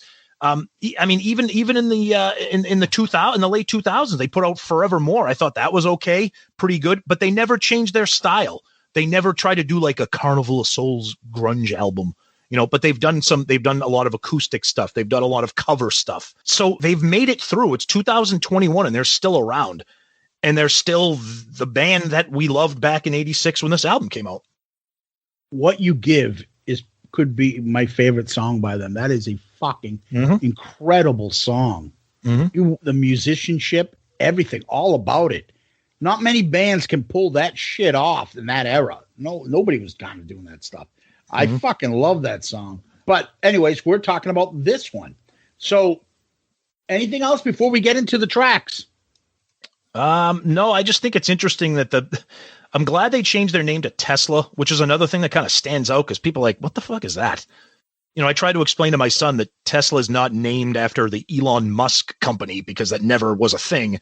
They're named after Nikola Tesla, who I'm going to nerd out here for a minute. If you can give me about 5 seconds. His story is very, very interesting. He got fucked over. Exactly. And if you listen to the song Edison's Medicine on Psychotic Supper, that's a cool story too. Tesla is a very, very interesting story, and it's a shame that nobody knows who the guy is. Not only do they call themselves Tesla, which the band used to be called City Kid, which is terrible, but they also named their first album after like an electrical experiment that Tesla was involved in. So, I mean, right off the bat, I know we keep shitting on like Poison, but I'll shit on Bon Jovi for a minute. Yeah, they're not naming their album Slippery When Wet. Or, you know what I mean? They also bounced around the name Hammer Lane. No. Because that's a street in Stockton, California between here and Sacramento. And then they were also Earthshaker for a while as a reference to Y&T. They're huge Y&T fans, dude. Which, yeah, I could see that. I'm waiting for Pooney to pull out a Y&T album. I've given Sonny credit. I was never a big Y&T fan. And pull out a pile of shit too. Uh-oh. All right. So we want to get. What was the last? What was the last name of the band though? Something fucking like Captain Kid or something. What was it called? They used to be City Kid. That was the first name. Yep. That was City Kid, which is terrible. But yeah, so yeah, you want to get into the facts, Zeus, and then we can roll into the tracks. Sure. So, Mechanical Resonance, released December 8th, 1986, produced by Michael Barbiero and Steve Thompson, recorded in Bearsville Studios. I guess that's in Bearsville, New York. It's Geffen. And I remember buying like metal, a lot of bands started getting on Geffen around that time. And I was like, what the fuck is Geffen Records? But they were one that came out, and I remember drawing my eye. I'm like, oh, Geffen Records? The album went platinum. I'm surprised that's all it went. Okay. I don't fucking know. No, it's true. This band there's not a lot of history about. This is not the most interesting backstory of this band. I know. Yeah. I know. Sonny grew up in the area, so Sonny himself probably has more information than most people do. They're not one of those iconic bands with this unbelievable history. But no, but it's also like it's not like, oh, this guy came from this band, this guy got shot at a bar, and then this guy became. They're pretty standard American band that kids grew up together. I mean, formed a band and did their thing. So, yep. Regardless, they came together and made a fucking great debut album. That's the most important part. Yep. So, with that, let's go to the opening track. It's not Easy Does It by Eazy-E. It's Easy Come Easy Go. Hit it.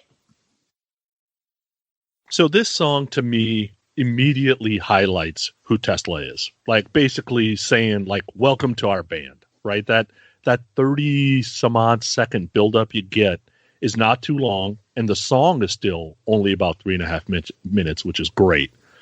That whole bringing the music back down the verse, and bringing it back up. I mean, it totally hooks you in. And probably, the first minute or so, you're kind of listening to Jeff going, meh, anybody can sing there. And then like at a minute 19, he goes to a new place and it's like, holy shit. And then when the guitar solo comes in, it's like, wait a second, is this a new band? And we got to remember, these guys have been around 5 years playing, right? So it definitely comes off great. And for all the bitching that I do about not a great opening track, to me, this is a great opening track. Couldn't agree with you more. Unbelievable introduction to a band. Great little intro. And I will say this, one of my favorite things about pretty much every song on this album is they all have that little moody teaser style intro before they rip into the actual song. And I love that about a rock band. They kind of get you in the mood and then they just blast you with a riff. And they do that. And I'm gonna get this general comment out of the way now. I've said it many times before. Frank Hannon, so goddamn underrated, and he shows it. The dual guitars of him and Tommy, so underrated. Troy as a drummer, just underrated. And Sonny, you said it about Jeff's vocals. My God, he can do it all. And what an unbelievable song to start off an album. And of course, I've said it before on a lot of these other albums, whether it's Whitesnake or some of these other rock albums. Anytime you can transition with the use of a pick slide, I'm sold. I'm a fan, and it's just the most ballsiest rock thing in the 80s for me to hear. And what a great way to kick off an album. Easy Come, Easy Go, written by Frank Hannon, Jeff Keith, Troy Luccketta, Tommy Skeoch. Correct? I always say it's Skeoch, but I don't know for sure. Me neither. Go with either one. If I'm saying it correctly, and Brian Wheat. So all 5 members wrote this song. I'm in agreement with you guys. Love it. Love how they started off. I wrote it, Tom, and I have this a lot, this note in all these songs. Another build-up song. That's right. That's how I described it. You came up with something else where the tempo changes. There is a lot of tempo changes. A lot of, hey, you think this song's like this? It's like this. And yeah, I am a sucker for, as you said, you're listening to Jeff do the verses, to the singer that can do the verse, and then boom, hit you with that higher vocal range that he goes into. I fucking love it. Easy Come, Easy Go. The solo is great. There's something about the drumming on this album. And Tom, I told you that I don't know what it is about Alex Van Halen that I can tell it's his. This is the closest I've heard of it. The drumming on this album is what I didn't remember as much, but it impressed me a hell of a lot. I can't describe it, but it's very Alex Van Halen style of drumming, and I found it fucking awesome. It also reminds me, and I'm going to say this quite a few times, very early Def Leppard, High and Dry Def Leppard. This sounds like it's Hit and Run or something like that. The vocals are great. The solo is great. They have a lot of guitar solo intros and outros. Nothing that's overdone. It's nothing that's like, what the fuck does this have to do with anything? It works. And that's the one thing that I kind of picked up on this. There's a lot of sophistication when it comes to this, as they make a good, complete song. And then every song has different components. I always think of it as Sonny's thing. Like there are a lot of, like when he talked about Bon Jovi, there are a lot of little things that you don't think about, but you pick up when you hear this and it's like, that fucking works in there. It's not just done just for the sake of doing it. It's not kitchen sink Vinnie Vincent solos. Every little thing, it works. Whether it means an extended solo or the intro or the outro or Jeff just going off and scatting or whatever he's doing, it fucking works. Every little part of this, the musicianship, the lyrics, the buildup, and all this, take this and then go listen to fucking Dirty Rotten whatever from Warrant or Poison, Look What the Cat Dragged In, and then tell me that which band that you find is more professional and can fucking hold its own and will only get bigger and better. Sadly, it's not Tesla, but that's what I would pick because they are light years ahead of all those other bands that had debut albums at of this era. I mentioned it early. The production on this album, it's raw, it's heavy, it's aggressive. It's not pyromania. It's more high and dry. You said early Def Leppard. It's like that. And it lets the album breathe. It lets the musicians breathe, and they do different things, whether it's at the end of each verse, it's a little noodling with a chorus, or it's Troy doing a little extra fill, or it's Jeff doing something. It's very natural, and it fills up the song so that it's just not a cookie cutter verse, chorus, verse. Thank you. It makes the song interesting. The reason some of that's happening, all the credit to Tesla. Don't get me wrong here. It's the 5 years.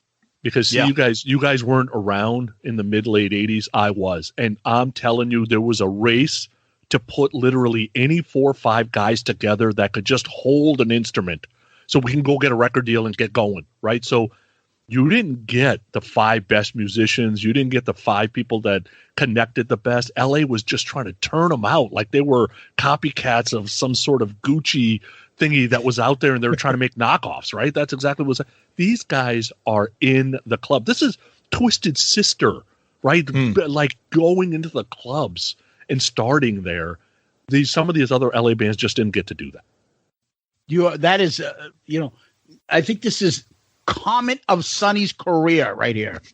Let's frame this because Sonny's never going to hit a higher point, in my opinion.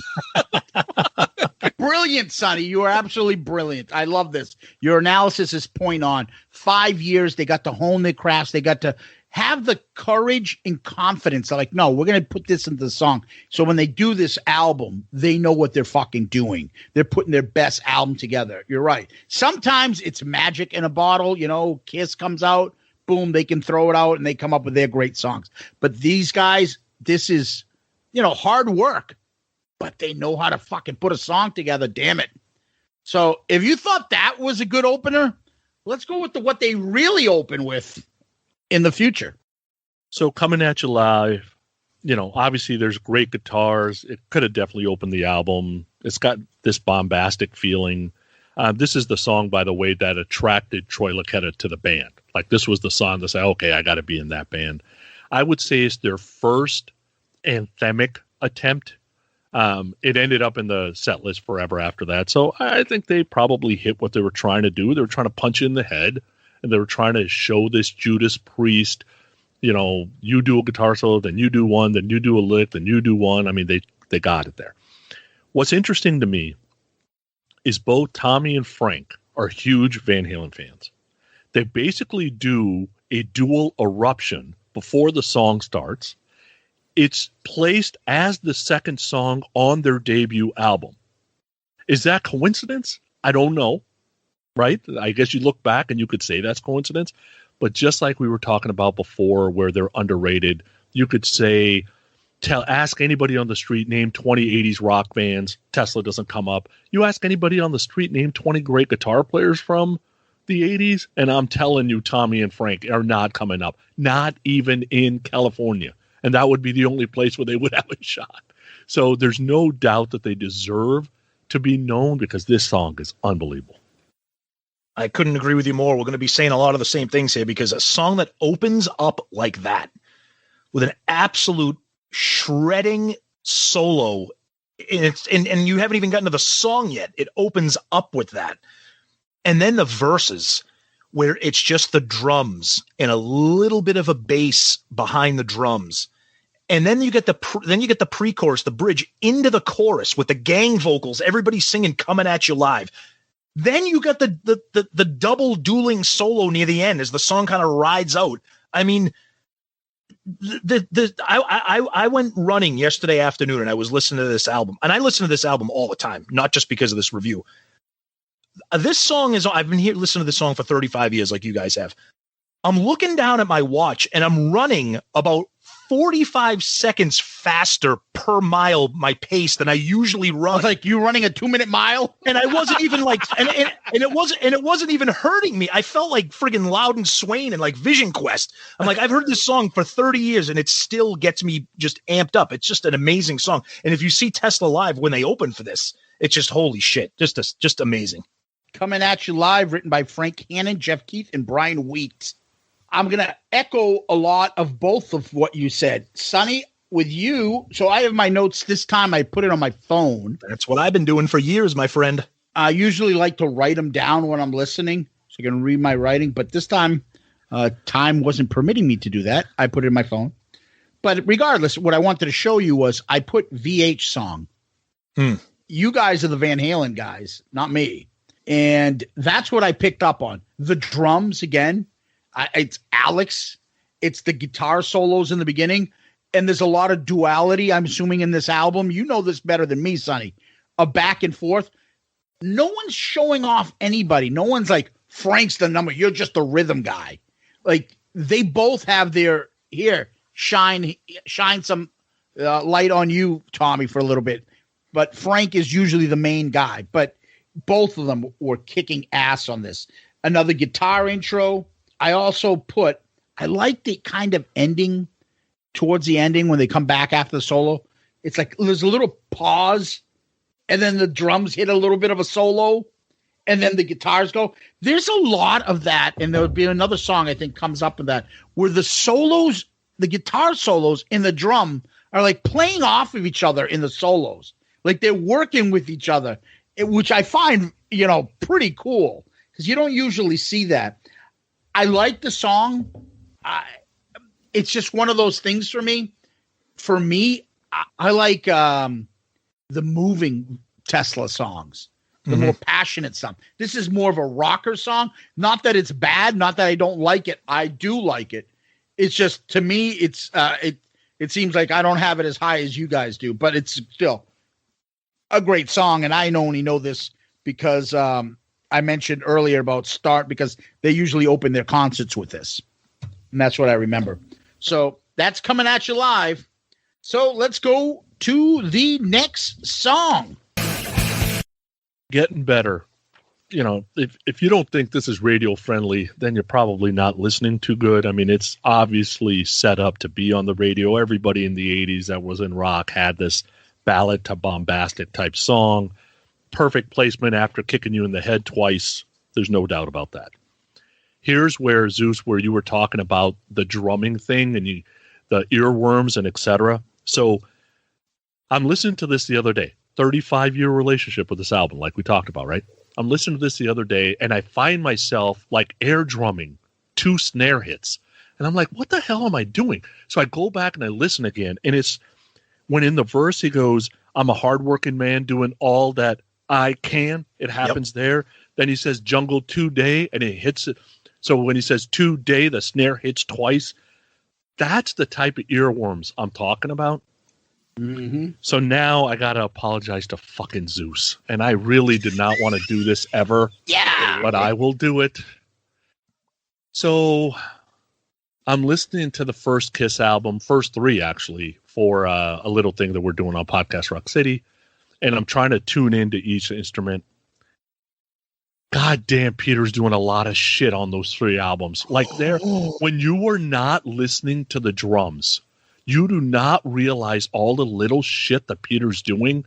And I'm like, all right, Zeus was right. Eric Carr nor Eric Singer could have done this shit because it's all this like jazzy blue, like that Gene Krupa shit that kind of get almost lost in the mix because you're kind of listening to the melody. You don't really, he's not really following the melody like Luccketta is here. So you don't really realize it unless you're listening for it. For Luccketta, you don't have to listen for it. It's just there. One thing I want to add before you jump in here, Tom. Mm-hmm. So the last time on our episode previous on regular Kiss podcast, we had Charlie Benante. I can tell you this. I would say they're the only, but there are 2 pretty good drummers, him and Joey Casada. They both say the same thing. I like Peter I'm not even into Peter for the drumming. I love his vocals. That's the thing that gets me. But they both say the same thing. You heard Charlie go on and on. Drummers worship Peter. I know Paul and the rest of them all shit on him. He obviously had his prime and he lost it afterwards when the drugs and all that other stuff. But during those first albums, he had this touch that worked within that band. Charlie told us, and he was like, oh, you have no idea. Like, a lot. Like, they just all talk about it. Joey, the same thing. Yeah, Eric Carr is a fucking beast on the drums and this and that. But overall, they prefer Peter. Now, Peter ain't doing fucking Creatures of the Night and Lick It Up. That ain't happening. I get it. But, it's just that part of it. I just want to add that in because I just had it in my head fresh because of how Charlie was saying off the air about what Peter means to him, too. So, all right. So, with Getting Better, I'm not going to chime in because this is going to turn into a Peter Chris episode, which we could do eventually. But it's nice to finally hear it. But that's no. I got you. No, Sonny, you said it perfectly. You open up the album with two shotgun blasts, and then you say, you give us this song. You're like, okay, this band can do this too. This is not just a balls out rock band. They can do an upbeat kind of sunny, happy, sunny with a U, not sunny with an O. Sunny kind of upbeat, like rocker, like a good mood, uplifting kind of sing along, gang vocal chorus type of tune. And you're like, okay, I'm into this album here. This is something different. And I love it. I love that intro. I love that little acoustic intro with Jeff. And then you got Troy with the just the 2 drum beats right there that just introduce you to the rest of the song and where it's going. It's terrific. And once Zeus chimes in, we'll talk about the video, but I think the video is another thing that separates this band from what was going on in 86, 87. Following the Kiss tradition of getting apostrophe better, written by Frank Hannon and Jeff Keith. So Getting Better, another build-up song. That's 2 of the 3, right? It's a blue-collar song. You're like, shit. And you watch the video and stuff and the lyrics and all this stuff. You're like, is this a fucking Bruce Springsteen song? Like, it is just different. You would think this is a country artist doing this that's a little heavier than like I can see Tim McGraw doing this song or being like, you know what, for my next album, I'm going to cover this. I mean, he's done stuff from some rockers before. I can see him doing this song. This is a song by a band called Tesla in the 80s. It fits that tradition. It fits the look, the feel, the blue collar, like the all Americana shit that's in this song. The vocals are kick ass. The acoustic to rock. I mean, the electric guitar. It's just fantastic. And they're the punching bags of all our episodes. But I wrote in my notes here, Poison ain't doing this shit. Like, they're just not. And poor Poison. It just shows you when you. So remember, I saw the video. I liked it. I bought the album. I put the cassette in, and I'm listening to this. It's a different type of band. This isn't the same band that if I put on, if you bought Warrant, you bought Cinderella, you bought Poison, you bought those bands, you knew what you were getting all the way through. You're like, what the fuck? This is just completely different. But yet it's catchy as hell, and it's rocking. The Alex Van Halen drumming is still there. And I started noticing a little bit of the, I love Jeff's raspy voice, a little bit of the Axl Steven Tyler type voice coming on in these vocals. And I love the callback kind of vocals. And it's getting better. It's just awesome. The solo, I don't know. It's kind of like Ace solos. It goes with the song. It fits. It's not like something just way out of left field. It's got a touch and it builds on it. It makes the song better. And I think that's part of Frank's gift. The solos fit the album. They fit each individual song. This is not Coming at You Live. So he's not going to do a Coming at You Live solo. He's going to do a solo for Getting Better, which is a bright kind of uplifting pop rock song and an anthemic type of song. So the solo is going to fit. You talked about the video a little bit, Zeus, so we can kind of continue that conversation. Bands weren't making videos with blue collar construction workers in them in 1986, 87, 88. There were chicks in their video. Yeah. Guys hanging around having lunch and just going and just dealing with blue collar America. That's unique. That's unheard of in this era. Sonny, I mean, you look at the videos that we were paying attention to in this time. I don't think there were many videos like this. Yeah, there was one. It was called Glory Days by Bruce Springsteen. Don't compare. But you know what I mean? That's what it was. It was like showing the guy, the logger, the waitress, the friggin' blue collar trucker. Like, this is what it was. It was like 5 guys in a loft performing. Like, looked like 5 friends just jamming out. It was nothing about pretentiousness. Oh, look at me flashing on my knees. It was just so different from anything else back then. It was refreshing for me.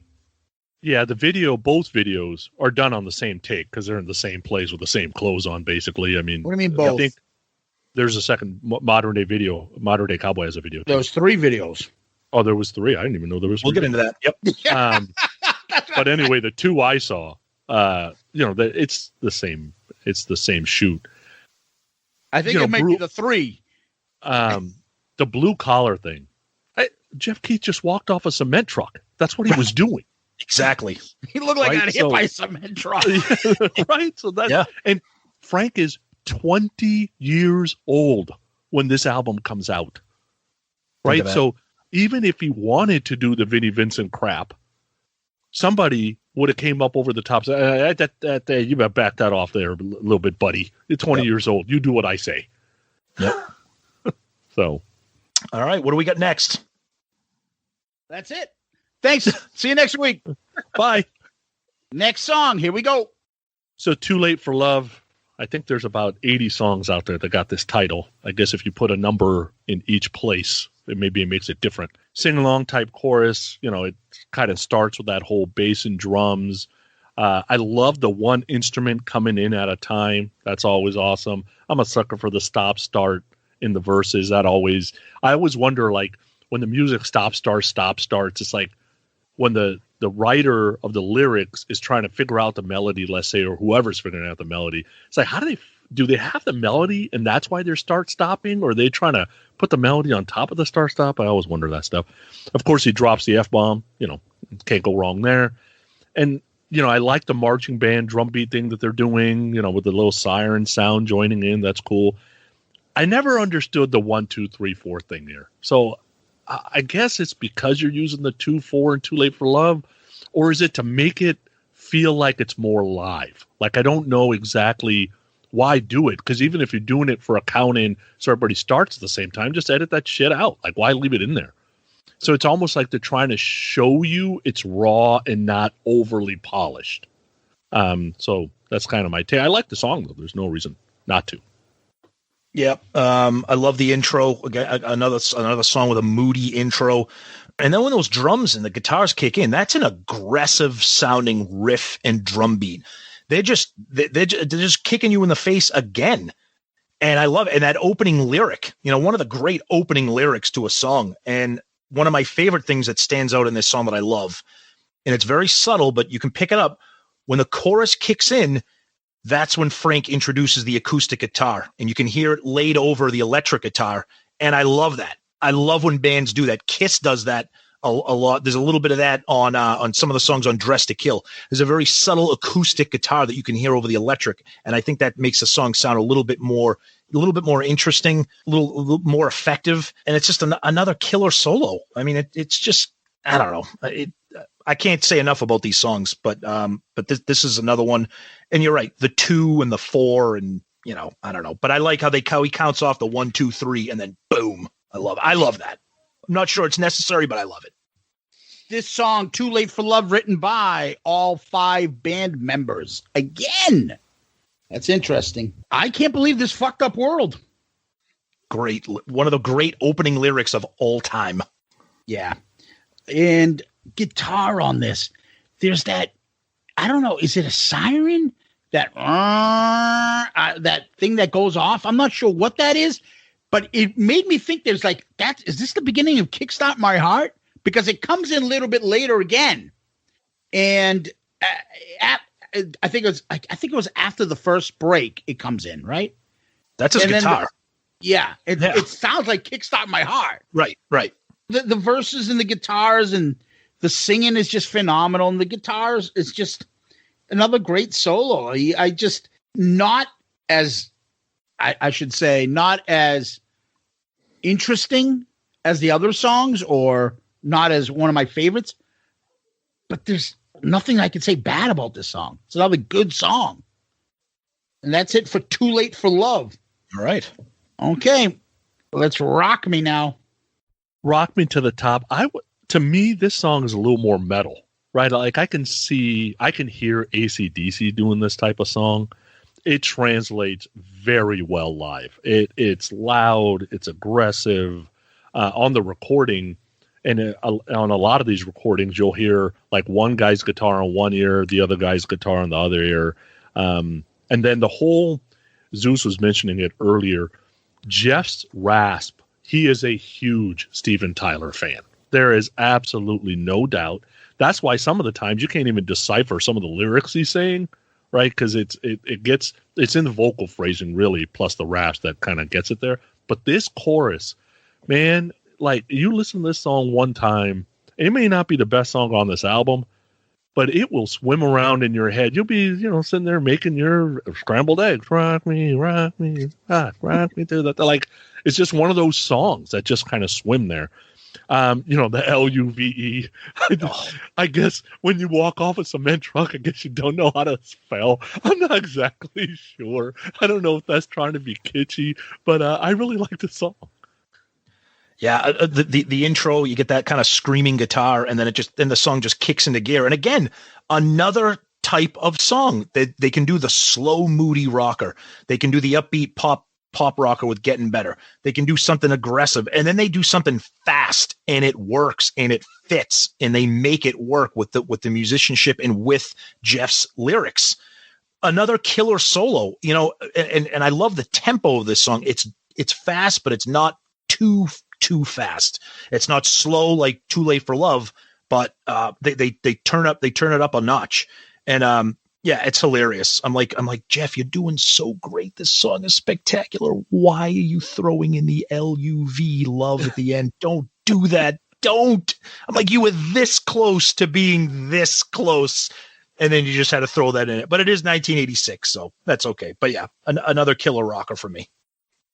Rock Me to the Top by Jeff Keith and Tommy Skeoch.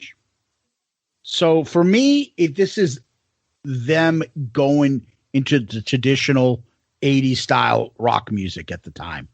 So I think they have a little bit of some various types of songs on here throughout. Some are Van Halen type, some are Def Leppard, some are Led Zeppelin, all over the place. And some are Aerosmith, some are country. For this reminds me a little bit of Let It Go, Def Leppard. The rocking riff. I love Screeching Jeff, as I wrote. That's how I have it. I love the solos. It's another dual solo, I believe, right? Mm-hmm. Back and forth between them. Yeah. And then the only other thing, the chorus. Did Rock Me from Great White come out at the same time? Rock Me's 87. Okay. Mm-hmm. Rock me. Yep. So I'm like, rock me to the top. So I didn't know who got it first, but it's a good song. It's a good rocking song. So and Sonny, real quick, Sonny, you said how it translates good live.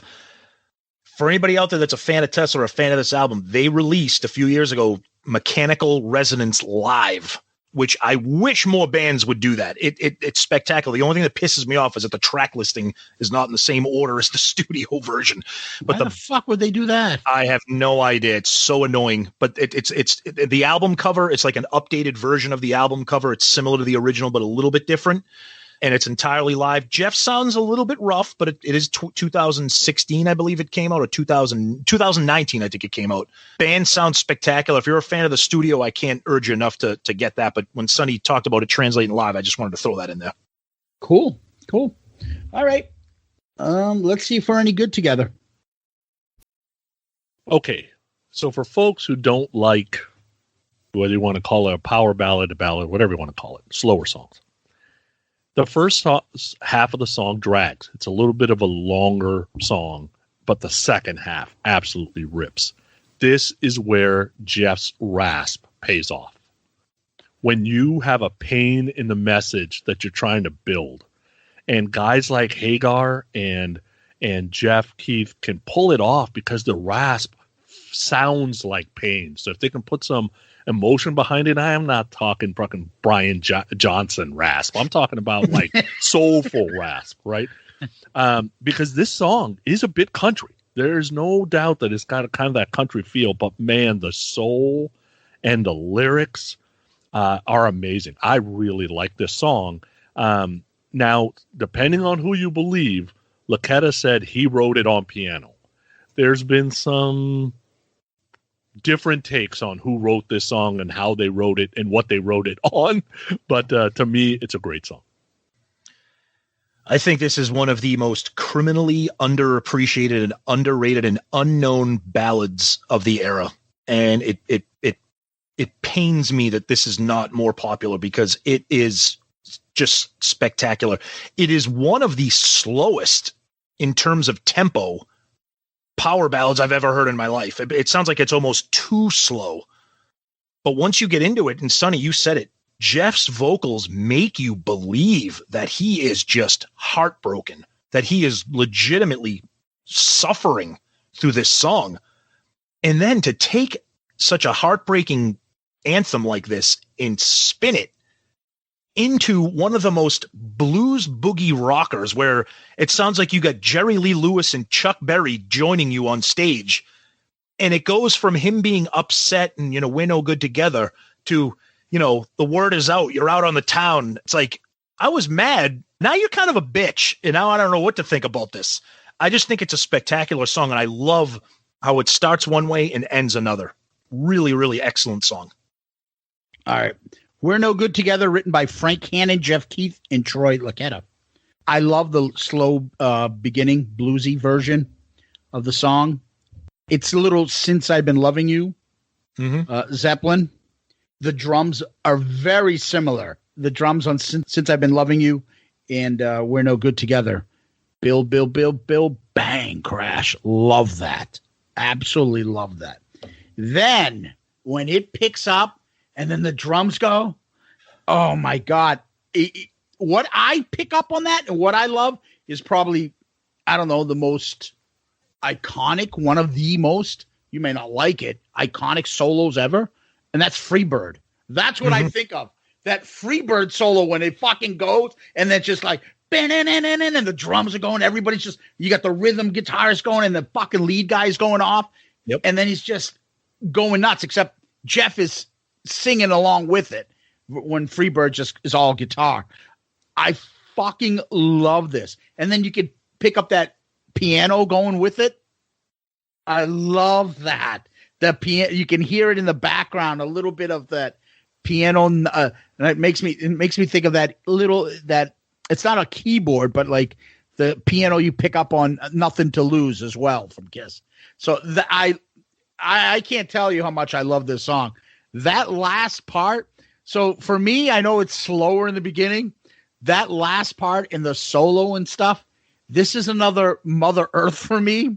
That it just is that fucking good that it overcomes a lot of the other stuff that you might be like, the beginning part, but the last part, that fucking good. Go listen to it, people. You're going to fucking love it.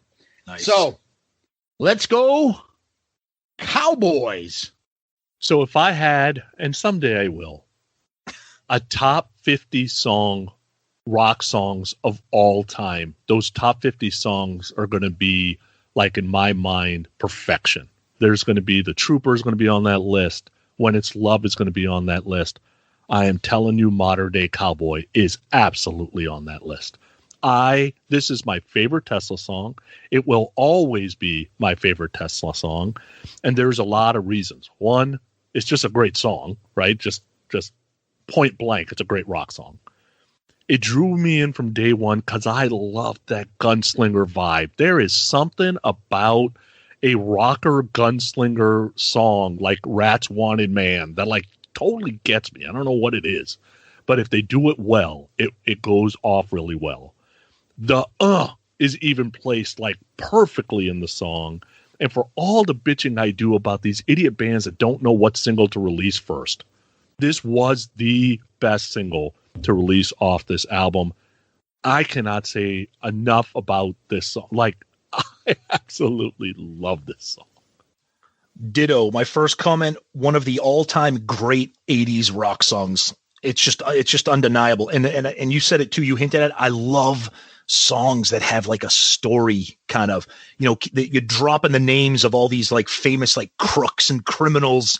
And you got that country, that guitar, that little acoustic guitar. And it kind of gives you that feeling that you're out somewhere in the Wild West, like with these guys as they're playing the song, but then the song kicks into gear. And it's like, this is one of those songs, we talk about this on some of the other albums. This is a song that like kind of makes you want to pick up an electric guitar and learn to just riff this.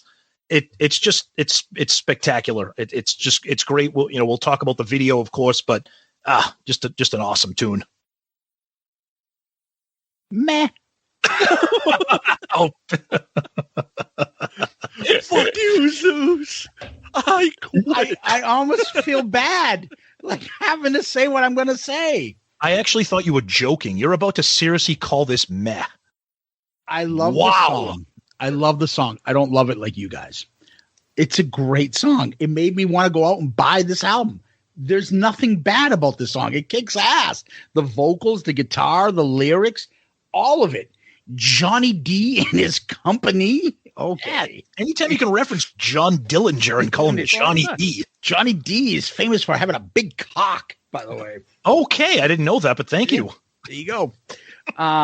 Anyway, I love the song. It's a fucking iconic song. What can you say?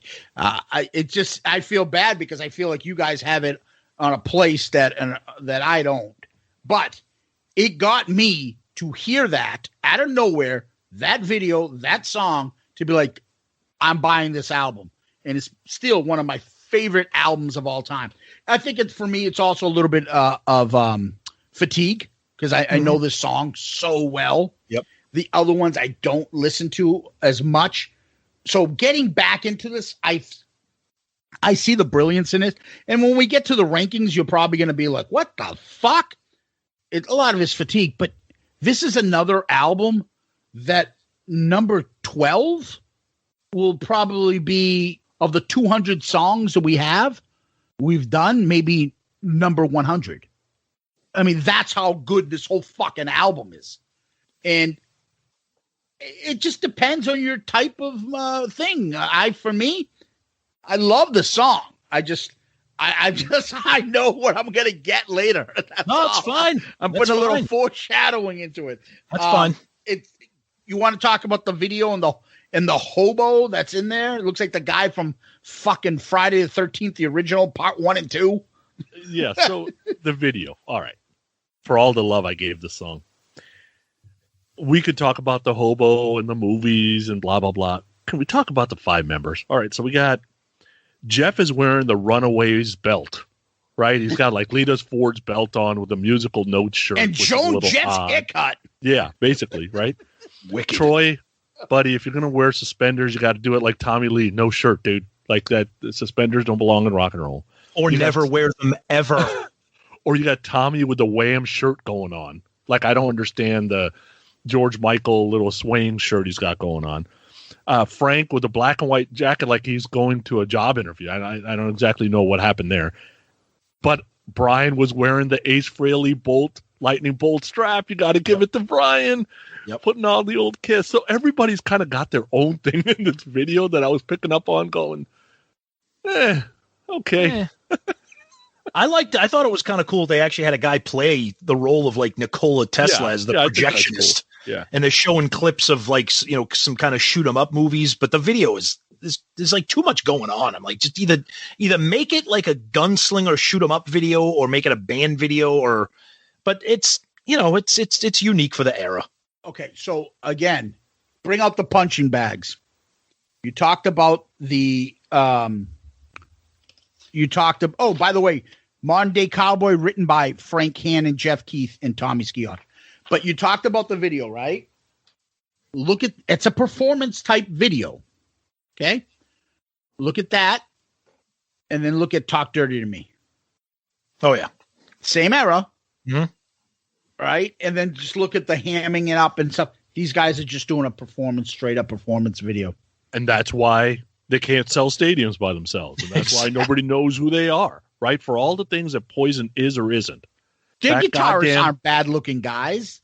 No. They could have done that. They could have pushed it a little more. Not like with the makeup. Dude, fucking Metallica gets girls. And they are not what you call a handsome looking band. They defined a genre. I think that supersedes. All those at Motorhead, Lemmy gets girls. I don't know about that. Dude, he fucking bangs he banged chicks left and right. They all do. Yeah. All those rock. Never heard fucking Eddie Murphy and fucking what's his name? Was a Kentucky Fried Chicken eating motherfucker. What was his name? I don't know. What's his name? The big fat guy. And what's his name? Was Mr. T? The big fat guy. The black soul singer that died recently. Teddy Pendergrass? Luther Vandross? Luther Vandross. That's it. Remember when he was talking about singers get all the pussy because some singers are ugly because Mick Jagger is an ugly motherfucker. Luther Vandross was a good-looking guy for his era with his music. So I'm not talking about Vandross like Kentucky Fried Chicken sexual.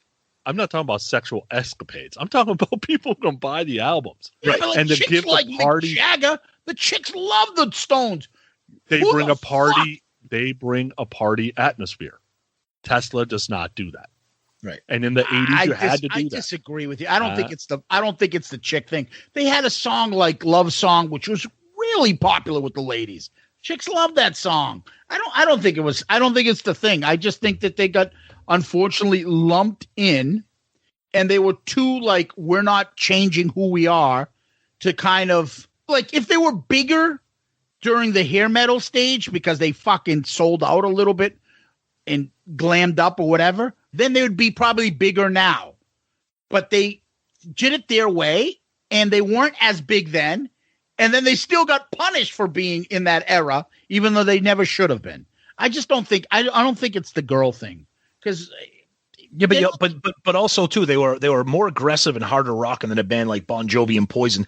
And again, if you with all due respect to Jeff Keith, he's not John Bon Jovi. He's not Bret Michaels. He's not Kip Winger. He's not a good looking guy. And you're not gonna attract. You're not going to that's why those bands were huge for a reason. It wasn't just musically. It was the image and the videos that they could produce. I gotta think, like, who is fucking handsome? The guy from Helix with his missing tooth? Oh, who else were lead singers? There's a reason nobody knows who Helix is either, because of that guy with his missing tooth. That's why they're playing barbecues. What the guy from Grim Reaper? Yeah, Grim Reaper. Yeah. I mean, he's playing the library. That's why nobody knows him. Fucking REO Speedwagon sells out. Look at Kevin Cronin. Yeah, but REO Speedwagon wrote love songs and ballads. They're not they weren't. They weren't. Perry or fucking who was the other awful, ugly looking bastard back then? Who's the guy from Styx? Yeah, but they also. Yeah, but those guys weren't hard rock bands. Yeah, they weren't. I'm trying to think of who's an ugly looking band with a hair metal band with a lead singer. Look at Quiet Riot. Woo. Yeah, but they didn't attract girls, and they weren't trying to attract girls. And they're playing backyard barbecues right now. Exactly. Who isn't, though, of all those bands? Def Leppard, Motley Crue. Def Leppard's a different fucking animal. Def Leppard has 2 diamond records. The fuck is other bands had that? But they had to create it somewhere, somehow. And you can say Def Leppard sold out a bit. They weren't what they were. What do you call it? I know Mick Mars is a fucking ugly looking bastard, but Tommy Lee and Nikki Sixx were good looking guys. Yeah, and it helped too that at that time people thought Vince Neil was too. He was blonde, and they had sing along rock songs. Is that before or after? What? That he ate the other person? When he looks like the Bumble from Rudolph.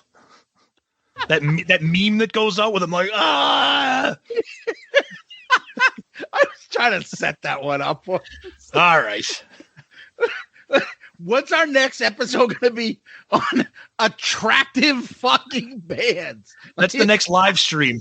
That'll be the next. Do like that guy. What was that actor's name that did that fucking thing? Lorenzo Lamas with the fucking pointing at their ugliness with the fucking laser. Lorenzo Lamas. Holy fuck! Wow, you're digging deep. Wasn't it like a snake charmer or a snake king? No, he was on a reality show and he was fucking like, "Honey, you got some cellulite here with the laser." He was like, "Oh man, Vince, you gotta get rid of that fucking those jowls. That fucking that spare tire you wear ain't helping." Vagina, God, you got going. You look like fucking Bill Parcells from the '90s Giants teams. Vagina, God, you got. All right, catch your breath and let's move on. All right, should I introduce the next song? Oh my God, this is why these episodes never end. Oh my God. Oh my God. Oh my God. All right. Where the fuck we just did? We just did modern day cowboy. Laser pointing to Vince Neil's vagina gut from modern day cowboy. I don't know, but we did. What's next? Fucking hit it before I die. Oh my God. Oh my God. Oh. Okay, so changes. Not bad for a bunch of 20-somethings. Like I said before, Frank was 20, Tommy was 24, Brian was 24, Troy was 27, Jeff was 28 when this album came out. This thing has got a polish and a songwriting ability of veterans. That's just personal opinion here. Again, not bad for a guy who just walked off a cement truck, basically, because the vocal, Jeff, really kills it. The song has a little bit of a Rolling Stones, Aerosmith vibe. That doesn't surprise me. But these are the type of songs I guarantee, because I was blacking out at the time, that I would have been singing at the top of my lungs after a bottle of Jack. There is no doubt. It's coming out in 15 different keys and 15 different paces, but I can only imagine that I got bottle of Jack in the hand, and I'm singing this song out loud. I can only imagine it. Yeah, another song. I love the intro. I love the way the piano, and then all of a sudden you just get that those little notes on the guitar. And Sonny, you kind of hinted at, for a debut album, very, very mature and ambitious type of song for the band. Lyrically, thematically, the way the song is structured, this is very, very veteran-like. I think it's a song that gives the band credibility because it is something that's very unique. Again, another song lyrically that is like, holy shit. Like, this is coming off a band from 86 on their debut album. And it's funny, too, because whenever I hear this song, it brings me back to high school, because that opening line where he says, I remember I was so young, I was much too young to see. Now I'm older, growing older, and I see things differently. In our senior year, our high school yearbook, if you remember, I'm sure pretty much everybody had the same thing. You'd put, like, under your picture, you'd have a chance to kind of write quotes or little things that meant something to you. One of my best friends from high school, he had that under his picture because we listened to Tesla all the time in high school. And when I hear this song and I hear that verse, it's just one of those things. The song kind of means a lot to me. Not to mention the fact that I love the song. I think it's a well put together song. Changes is the third song written by all members of the band. So for me, the piano and, it sounds like the intro to the Piano Man for a minute there, but this song is definitely one of the weaker tracks on this. It's another build-up song. I think it rivals Magic Touch with the most fucking song title mentions of any fucking song I've ever heard. Holy shit. Can you say the song changes, the word changes one more time? That and Magic Touch are fucking brutal. Magic Touch sucks, though. That's the problem. Magic Touch is a good song. Dynasty? Oh, my God. That's a great song. Just fucking should have had a couple more verses than the song title. Another good drumming song. It really surprised me about how good Troy is on this album. It's a good solo. I like the little playfulness between the drums and guitar on the solo. That's another one that they do that on, if you notice that. And I like the nice little guitar outro on this. Other than that, it's kind of like, I can see the, how do I say? It's a very critic-like song. Mm-hmm.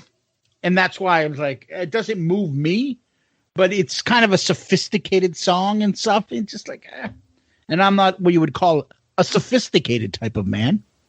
So if anybody's been listening to us, they're aware of that. None of us are. Dude, don't make me laugh. My ribs hurt right now. All right, go ahead. Let's move on to the next one then before we get carried away like silly boys. Let's hit it. Little Susie's on the Up. So this is a cover song by a new wave group called PhD. It was actually Ronnie Montrose's idea for Tesla to do this song. And Max Norman kind of helped arrange it. Now, what's interesting is Max Norman didn't really want to produce the group. So they had asked, Brian Wheat said in an interview, they asked Peter Collins, said no. Rick Rubin said no. Bruce Fairbairn said no. Max Norman said no. So they were really getting desperate when they got to Barbiero. And Barbiero used to work in dance music. So he obviously knew this song already. I can tell you the original version. Don't even go seek it out. It's complete shit. Right? And I guess it was one of the first videos on MTV, whatever. The song sucks. Max Norman. Now, it would have been interesting if he would have produced this album, because he produced all the Ozzy albums in the 80s. He produced Megadeth albums in the 90s. He produced Wicked Sensation. Now, he also produced Savatage and Grim Reaper and Roudness and Lizzie Borden and Armored Saint. So I'm kind of glad that he wasn't involved in this. I like the acoustic start. I think the bass is more prominent in this song. The song's okay to me. I don't know why do a cover. Why you didn't have to do this. You don't need 12 songs on the album, but the song's fine for me. Wow. Okay. I love it. Standout track for me on this album, but one of my go-to songs. I love it. They play it on satellite radio a lot. Sonny's right. The cover, the original version, just don't hurt yourself listening to that. It's just the total disaster. I love it. I love the acoustic stuff. And there is, looking at the credits to the album, it says that Frank Hannon plays the mandolin. And I think this is the song where you can hear some of the mandolin on this, is the kind of like during the outro, I think. But this is another change of pace song where it's like, okay, they can do something moody like changes. They can blow your face off with Rock Me to the Top and Easy Come Easy Go, but then they can do another kind of beer drinking hangout party tune, you know, even though it's a cover. I love Little Susie. I think it's a great tune. A lot of fun tune. Little Susie, written by Jim Diamond and Tony Hymas. The only song not written by the band.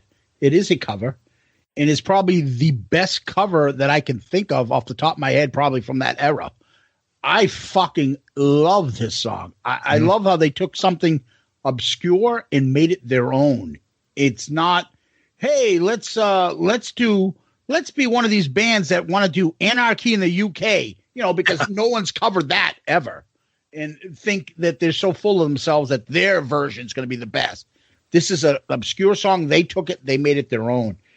Another build-up song, very Zepp kind of beginning with the guitar, the acoustics, and it just looks like, if you see the video too, it sounds like it. It looks like it. 5 guys that like each other and like playing together. And they could take that song and make it this fucking incredible cover. I think this is so much fun.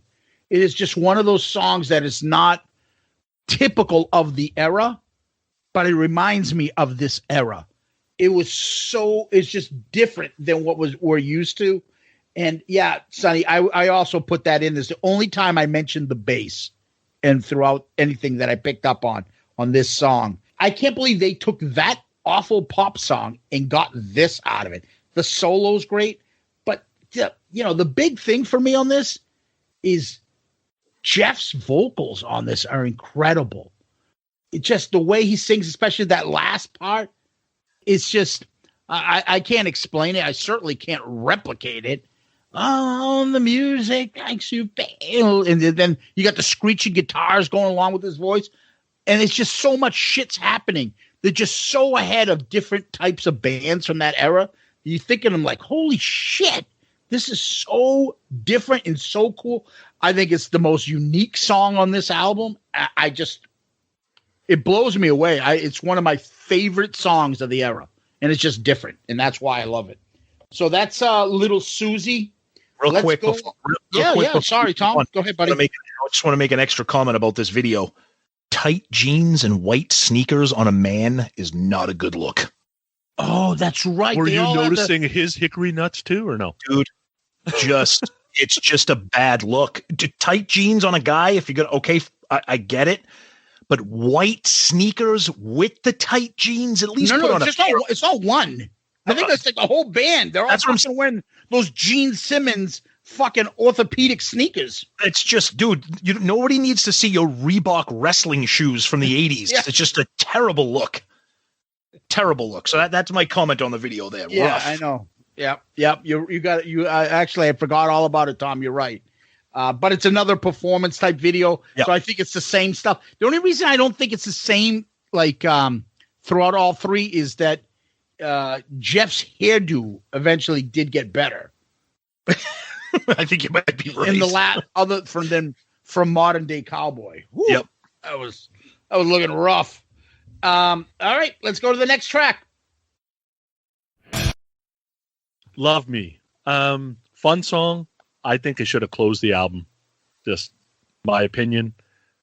The talk box always gets me. So it's one of those earworms that get me. There's something about this song. I'll share a couple things. One, right after they recorded it, like the album wasn't even out yet. And Jeff was already saying, we're not doing this song live. So I don't know what it is about this song that he didn't like too much, but they didn't really do this song live very much for whatever reason. To me, this is one of those songs on this album that if you were just to hear it in context of the album, it doesn't super shine out, but it's one of the ones that gravitate to a lot. So I'm assuming this just because it's a fun song and it's got that chorus that swims in your head. It's simple. And again, you're making your bologna sandwich for some reason I can't say with heavy mayo, but you're making your bologna sandwich with heavy mayo and a little cheese on it. And love me. Come on, baby, love me. Like, I don't know why, but it just kind of gets stuck in there. So love the song. It's a catchy song. Why am I not allowed to say heavy mayo? You can say whatever you want on this show. This is a safe place. Okay. It's a great song. It's a catchy song. It's a simple song. It's another side of the band that they're showing you on a debut album. It's a catchy pop rock sing-along anthem. Very basic song. There's nothing tricky about this. This isn't Changes. There's nothing super creative about it. It's like Sonny said, you got the talk box there. It's a fun song. There's really not much else to say to that. It could have been a hit, but they just chose not to go with it. It's not the balls out rocker that modern day cowboy is, obviously, but it's a really cool tune, very catchy. So of all these songs, I have the most notes for this song. Wow. Yeah. Love Me, written by Frank Hannon, Jeff Keith, Brian Weep. It's kind of Zeppish in the beginning, a little bit of The Ocean is what I'm picking up on it. Another fucking drumming is just another incredible drumming performance, I think. That Alex Van Halen type of snare, I just fucking love it. I think I put the exact same thing, Sonny. Fun, catchy, love the chorus, love that weird talk box solo. Fucking love that shit. I'm a sucker for that crap as well. And then just Jeff's vocals playing along with his guitarist. Then come on, give it to, and then boom, solo takes off and just fucking starts soaring. That shit is so catchy and like that's music I feel. Okay. So for me, it also reminds me of another band. And I'm like, why does this feel like, what is this? You got everything I want, baby. I'm like, what does this remind me? It reminds me of fucking the old Creedence Clearwater Revival song, Looking Out My Back Door. It's like that kind of like sitting like you can picture him on a fucking like porch with like a dusty porch outside singing with his band and then just playing in like dressed in jeans and stuff and singing this song and like having half the neighbors come on over and there's fucking clotheslines everywhere. It's just like a catchy kind of like a Southern kind of hooky rock song. And even at the end, you got to silence. That's great. Love me. Come on. It's those, and this is the part that I put in. It's those little subtleties that it made me start thinking about all the other little subtleties throughout the record of this song. Why I love all the other ones I picked up on the rest of the album. I mean, you talk about the fun part, like, okay, we're gonna do this album. Oh, I know this. Can't fucking wait to touch Modern Day Cowboy. I love Getting Better. I love Little Susie. These are the songs that I'm like, I fucking used to love this song. Holy shit. That you get back into, and this is why I love doing this with you guys. This song specifically. Cool. Anything else? No. Good stuff. Let's move on. 2 more left. Cover Queen, one of those great build-up songs, right? And one other thing this album has for me is if the song has a feeling that it might get boring, man, the guitar playing really saves some of these songs. And this is one of those songs where the song maybe if it wasn't for the guitar, the talk box shows up again. I think what's happening with this song is they're trying for a sleazier feel, and I would basically say they missed. Because when it comes down to it, if somebody told them, hey, it's the mid-'80s, you got to have a sleaze song on it, they started in 81. They have more 70s influences, like Bad Company, Lynyrd Skynyrd type stuff, than they do really 80s influences.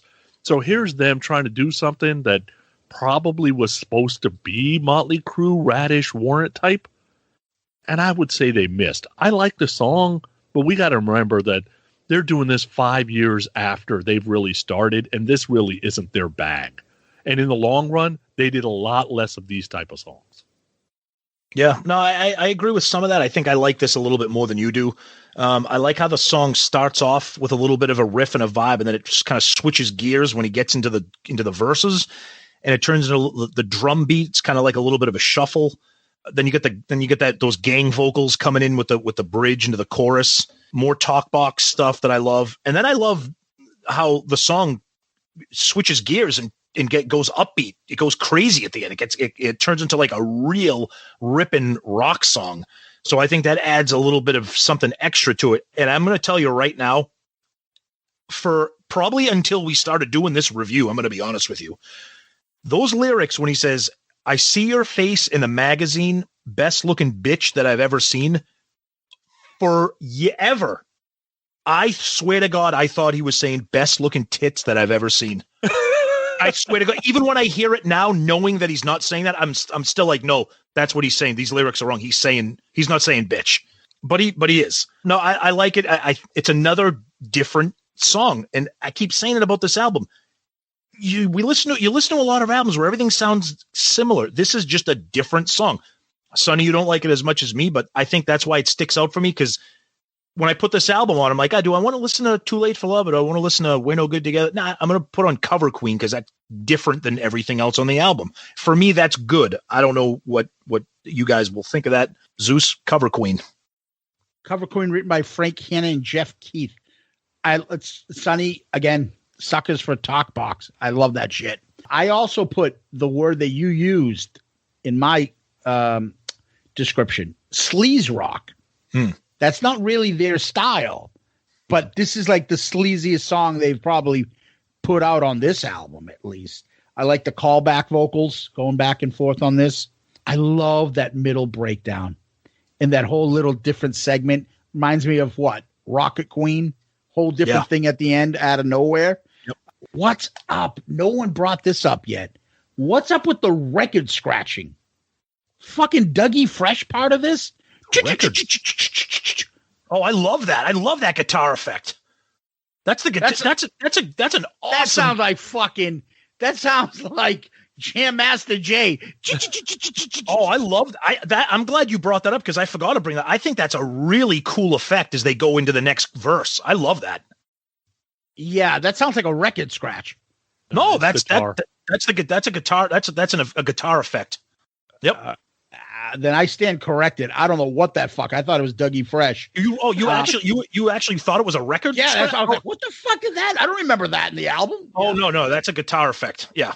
I don't know. Okay. The guitar, the vocals, the outro, just the middle breakdown. It's just stuff that stand out for me on this album. But there's one other part.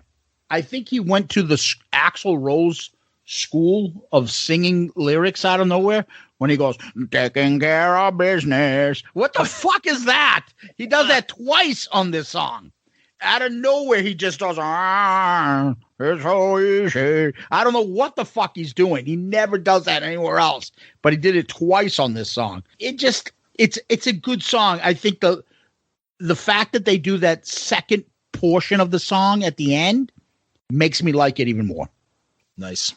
So let's finish up the album. Before my eyes. All right. To me, the chorus is decent.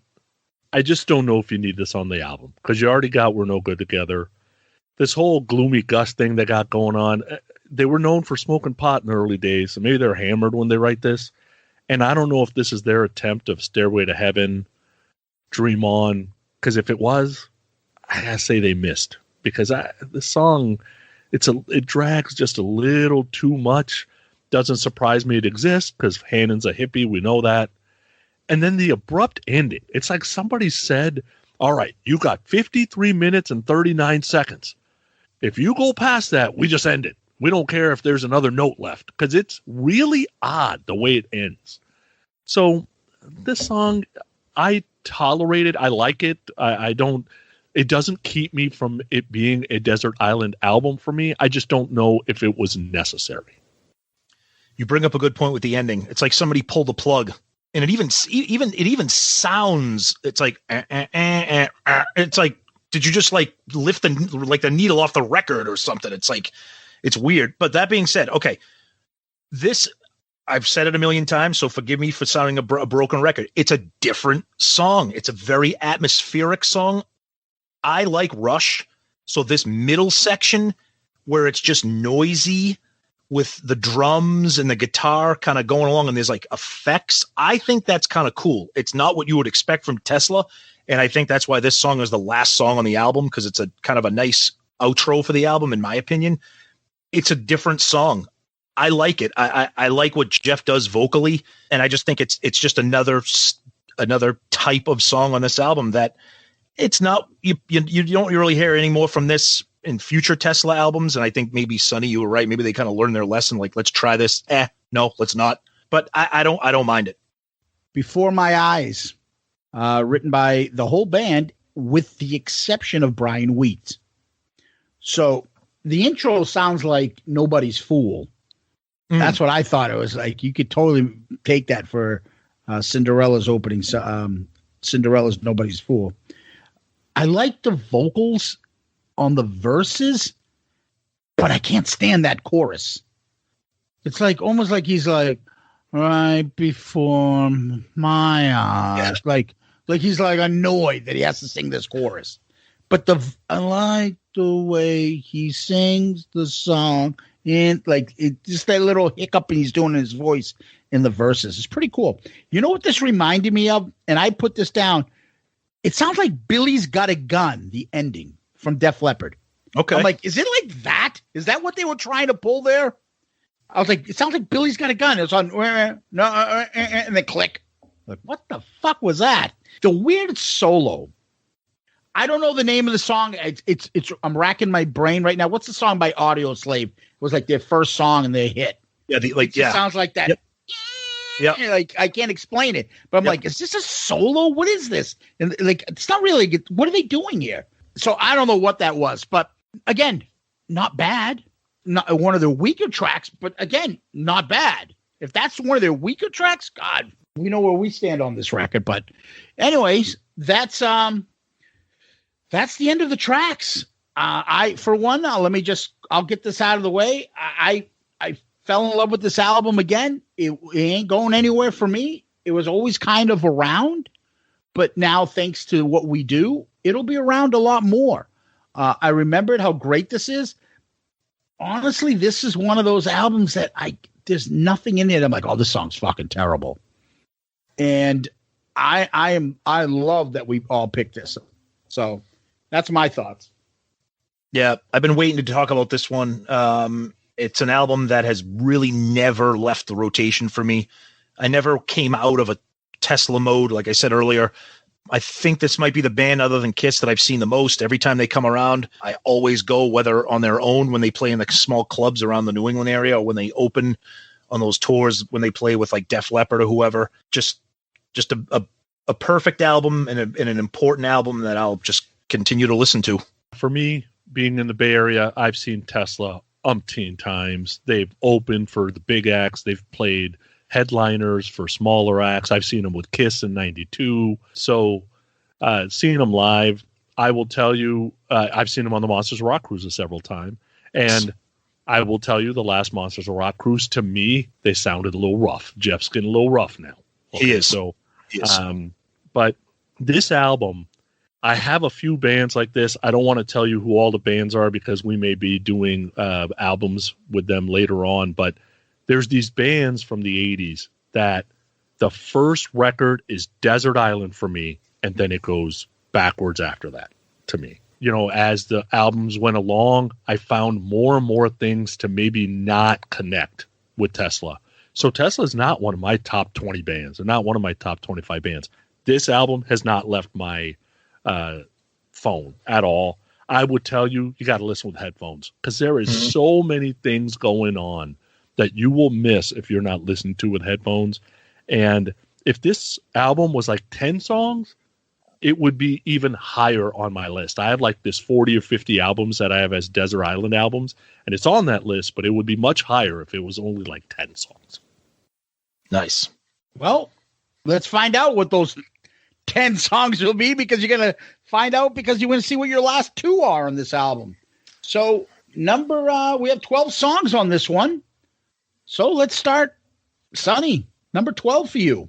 Before My Eyes. Easy. Okay, I'm just going to get this out of the way right now. This was by far, without question, the most difficult ranking for me, because for me, every song on this album is a 9 or a 10. Every song is a 9 or a 10.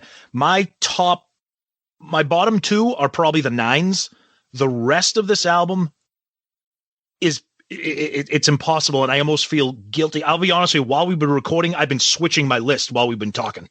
So I've done that plenty of times. But that being said, number 12 is Before My Eyes. Wow. Number 12 for me, Changes. Number 11 for me is Cover Queen. They just missed for what they were going for. Same thing for me. These are I still love both of them, but something's got to be near the bottom. You guys are way off. Number 11 for me, Before My Eyes. Oh, so we're way off. You were off by one. No, it was by your number 11. But go ahead.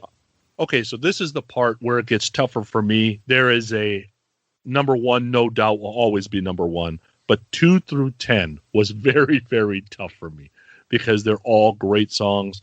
But Rock Me to the Top ended up 10 for me. Sonny, it's the exact same thing for me. From number one was definite, and then I'm like, wait, and then I'm like, no, number one is number one. But you're right, 2 through 10. To me, these are all 10s. This is the first album we've done where I can say that. But I agree with you. Number 10 is Rock Me to the Top. You guys are way off. Number 10 for me, Rock Me to the Top. All right, 9 for me, and it's just because basically it's a cover, Little Susie. Ooh, wow. This ranking's going to be all fucked up now, buddy. Number 9, Love Me. Oh, it's even more fucked up. But I told you, Love Me could be number 2. These songs are all perfect. These are all 10s for me.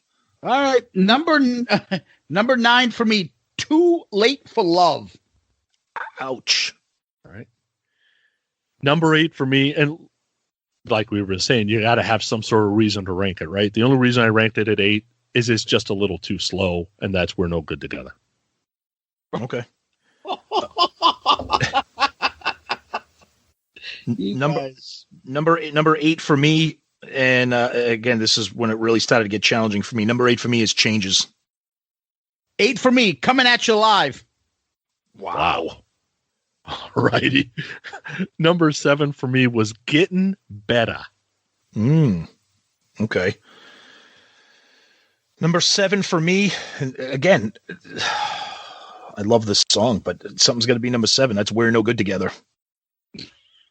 7, Easy Come, Easy Go. Wow. All right. 6 for me was Too Late for Love. And that's only because 2 + 4 = 6. That's the only reason they end up 6. God. I feel like I need to explain myself with these picks because this song could easily be number 1, but it's 6 because I have to rank them. I just do 1A, 1A, 1A, but number 6 is Coming at You Live. Wow. Number 6 for me, Cover Queen. Wow. Alrighty then. Number 5 for me was Love Me. Number 5 for me is Getting Better. Number 5 for me is Modern Day Cowboy. Yikes. That's a punch in the balls right there. Ouch. There go the rankings. Yeah. Number 4 for me was Changes. Nice. Number 4 for me, Too Late for Love. How the fuck do you guys have those songs that high? Number 4 for me, Getting Better. Okay. Number 3 for me was Easy Come, Easy Go. And no, not the Winger one. That's also a good song. I actually like that song. I like that. I do too. That's also my number 3. I like Easier Said Than Done. I like Easy. This was almost, honestly, for a while, this was almost my number 1. But I put it at number 3. I'm Easy, the one they're talking about. It's coming up on a bonus episode soon. Number 3 was both you guys Easy Come, Easy Go? Yep. Yeah. Okay. Number 3 for me was We're No Good Together. Great song. It is. Number 2 for me was Easy Coming at You Live. Number 2 for me is Little Susie. Number 2 for me was Love Me. Wow. All right. So that made my number 1 Modern Day Cowboy. Me too. Modern Day Cowboy.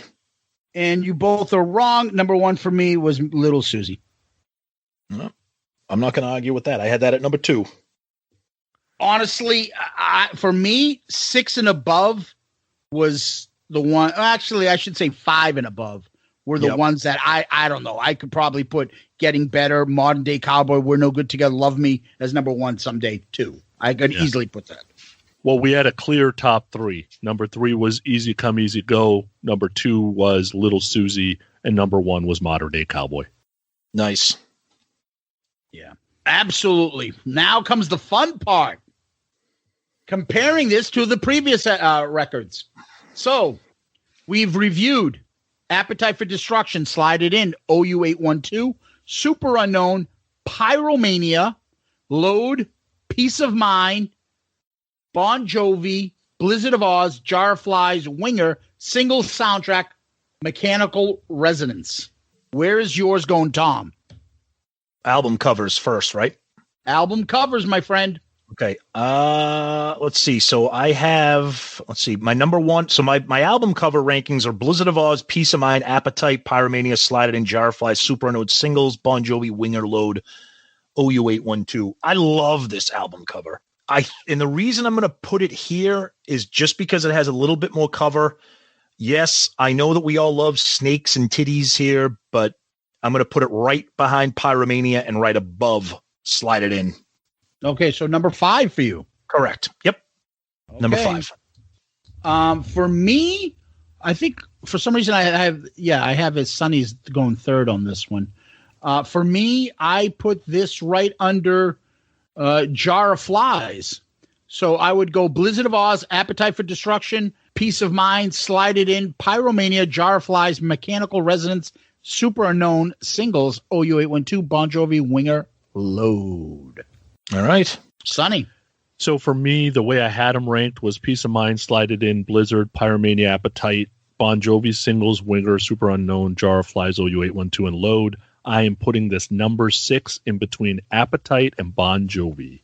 So it'll go Peace of Mind, Slide It In, Blizzard, Pyromania, Appetite, Tesla. Nice. Gotcha. Okay, so let's move on to my favorite part. I don't know about you guys. Ranking the album compared to the previous albums. So, Tom, where do you rank this album? Okay, so my rankings right now, I got Singles, number 1, Pyromania, Jar of Flies, Appetite, Blizzard, Super Unknown, Load, Slide It In, Winger, OU812, Bon Jovi, Peace of Mind. Mechanical Resonance is the first album that we have done with Pyromania and Appetite pretty close.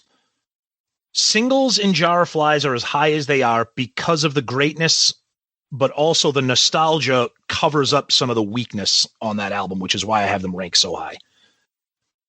Mechanical Resonance is the first album where every single song is a 9 or a 10. There is nothing I skip at all on anything. And there is nothing meh on this album for me.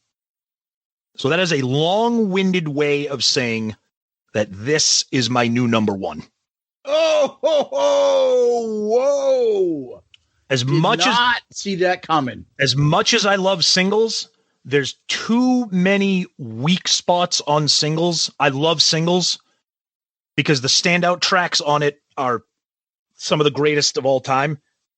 But Mechanical Resonance is the most perfect album that we've done so far. Appetite, there's a couple 6s and 7s. Same thing with Pyromania, there's a couple 6s and 7s. Everything on Mechanical Resonance is a 9 or a 10 for me by far. Wow. For me, I have Blizzard of Oz, Pyromania, Appetite for Destruction. I don't know why I spelled it like that, but Singles, Jar of Flies, Bon Jovi, Super Unknown, Slide It In, Peace of Mind, Load, OU812, Winger. Do I go by quantity or quality? I don't know. I'm going to put this as I'm going to put this as my 4th. Wow. I'm going to put it under Appetite for Destruction and above Singles. Okay, so you're also bouncing Singles. Yep. Yeah, the thing about it is it's got more depth. Yeah. A lot better songs than the other ones. But Jar of Flies and Singles has, it just has my favorite songs on them. But It has some stuff that I don't want to listen to. Bon Jovi reminds me of this for me because I like the whole Bon Jovi album. Mm-hmm.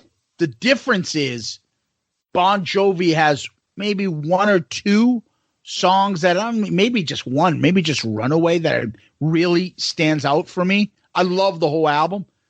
This album has about 4 or 5 of them, and it's great throughout.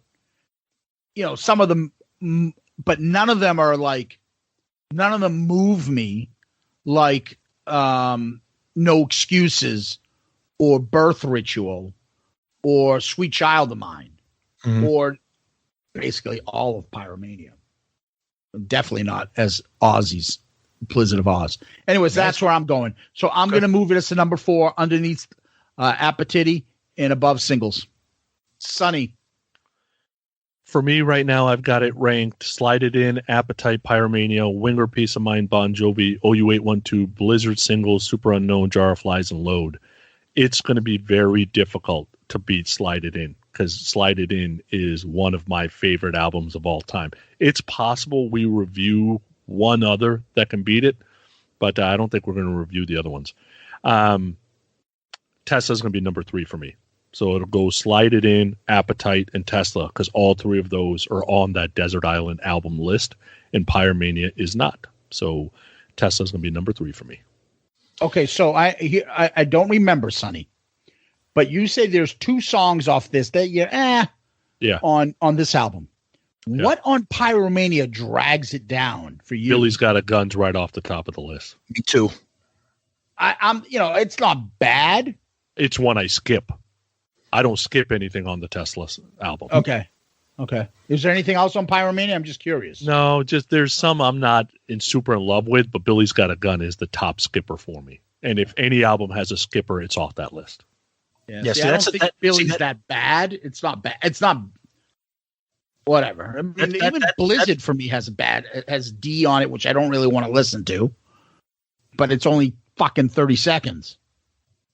Yeah, that's the thing with Pyromania for me, that it's one of the greatest albums like of all time, but there's just a couple things on there. It's a top heavy album for me. And then I just can't, my number 1 album has to be an album like Mechanical Resonance, where it's 9s and 10s across the board, completely unskippable, an album that I listen to all the time. I have 0 fatigue on this album, 0. Which is unique for albums for me. That's why it's number 1. It just checks off everything. So, wow. Yep. Anyways, I think I would say it's fair to say that this was a pretty good pick. Mm-hmm. Yeah. I will say this, Sonny, I was holding my breath. I know that you always say that it's going to take a lot for Slide It In to get knocked off. I thought this had a shot at it, because I'm anxious to see what could knock it off. Maybe when we stop recording, I'd like you to kind of spill the beans, because I would love to know what could, but I thought this had a shot, but number 3 is still good. Absolutely. So that's it for the album. Let's move it on real quickly to this. Sonny, what makes you rock hard? All right, this should be interesting. So the election just got over, and we just had a transfer of power. So I just saw this movie that I figure I'd share with you guys, and it's the movie called LBJ. Have you ever seen the movie? Yes. Woody Harrelson? Yes. No. So the plot basically centers around Lyndon B. Johnson having to take over the presidency, and now that Kennedy's died. And what they're doing is... You mean murdered? Assassinated? Died. He died. So... They're kind of flashing, they're showing what's happening as he takes over, and then they're kind of flashing back on how he ended up where he's at, because he really wanted to run for president he really wanted to be president when Kennedy became president, right? So there's all these political battles that are still left over, there's sides of the aisle, there's this whole thing about the Civil Rights Act that's sitting there that he's got to do something about if he wants to, but his supporters don't support that act. There's all these things that are happening. And, Woody Harrelson as LBJ, after seeing some of the things that he's played in his life, you would think that he doesn't do a great job. He does, though, because LBJ, for all the pictures you've seen and maybe all the things you've heard, he kind of comes off as a stuffed shirt. But Woody actually puts some interesting spin on the character, which makes it a little more fun. Jennifer Jason Leigh plays Lady Bird. Michael Stahl David is Robert Kennedy. Jeffrey Donovan, which I love this show called Burn Notice. Oh, my God. One of my favorite TV shows of all time. Plays John F. Kennedy, and Kim Allen plays Jacqueline Kennedy. It's a good movie, and it's not super long. So And it's not boring. I kind of like I want my history in movies, but I don't want it to be always a documentary. I kind of I think the director's spin on what he or she thought it was. And I'll take it for what it is. And I think I enjoy the movie that way a little bit better. Curious, did they have Walter Jenkins in the movie? Walter Jenkins was played by C. Thomas Howell. Wow. C. Yeah. Thomas Howell. I don't know if you know this, Tom.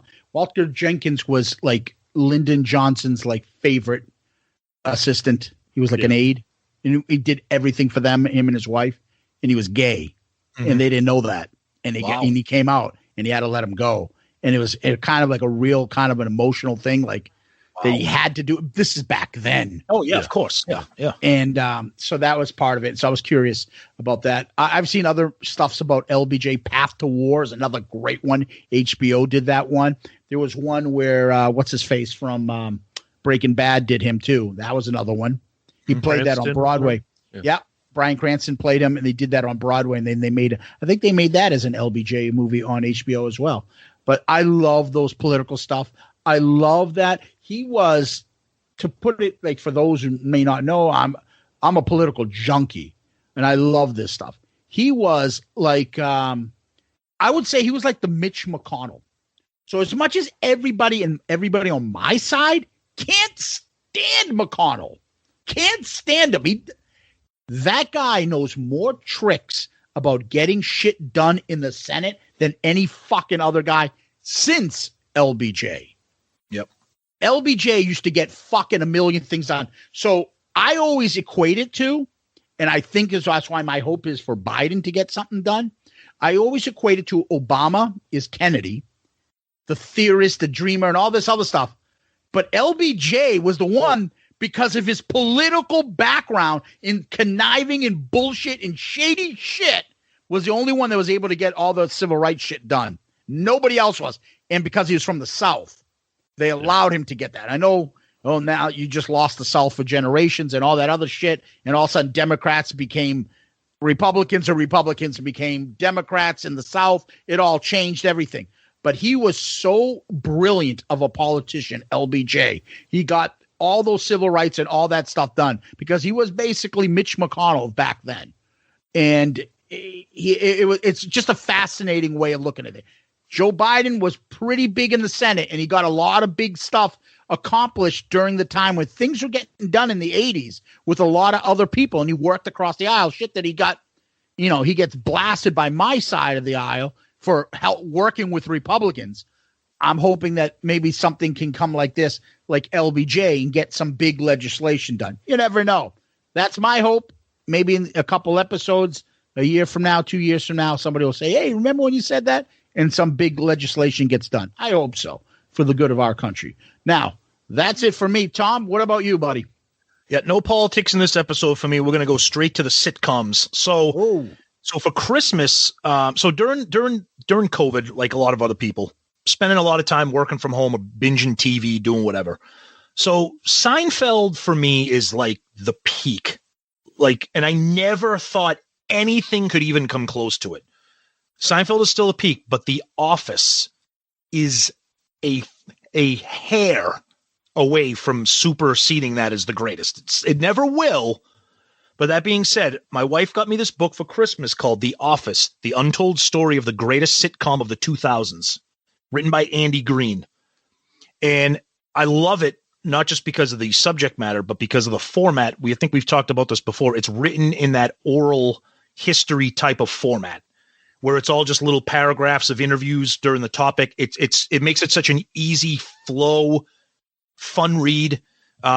It starts off by getting the whole background and interviewing Ricky Gervais and his partner because of the UK version of The Office, and how they were terrified once the Americans were interested in, because there were quotes from people in the UK saying the Americans ruin everything. They're going to screw up this show. And then it gets into the casting, and it's, obviously I'm not done with it, but if you're into TV history, or if you like The Office, I can't recommend this enough. It's amazing. I've read a bunch of books about Seinfeld, but I've never read anything like this. This is really, really excellent. It's called The Office, the untold story of the greatest sitcom of the 2000s, written by Andy Green, who is also a writer for Rolling Stone magazine. Very well done, very well put together and interesting. Sounds cool. For me, Tom, it started off with something stupid. Me and you were talking about something. I don't know what it was reminding me of. And then I texted this with you, and we were saying something about the Beach Boys. And it was something about Rush Hour.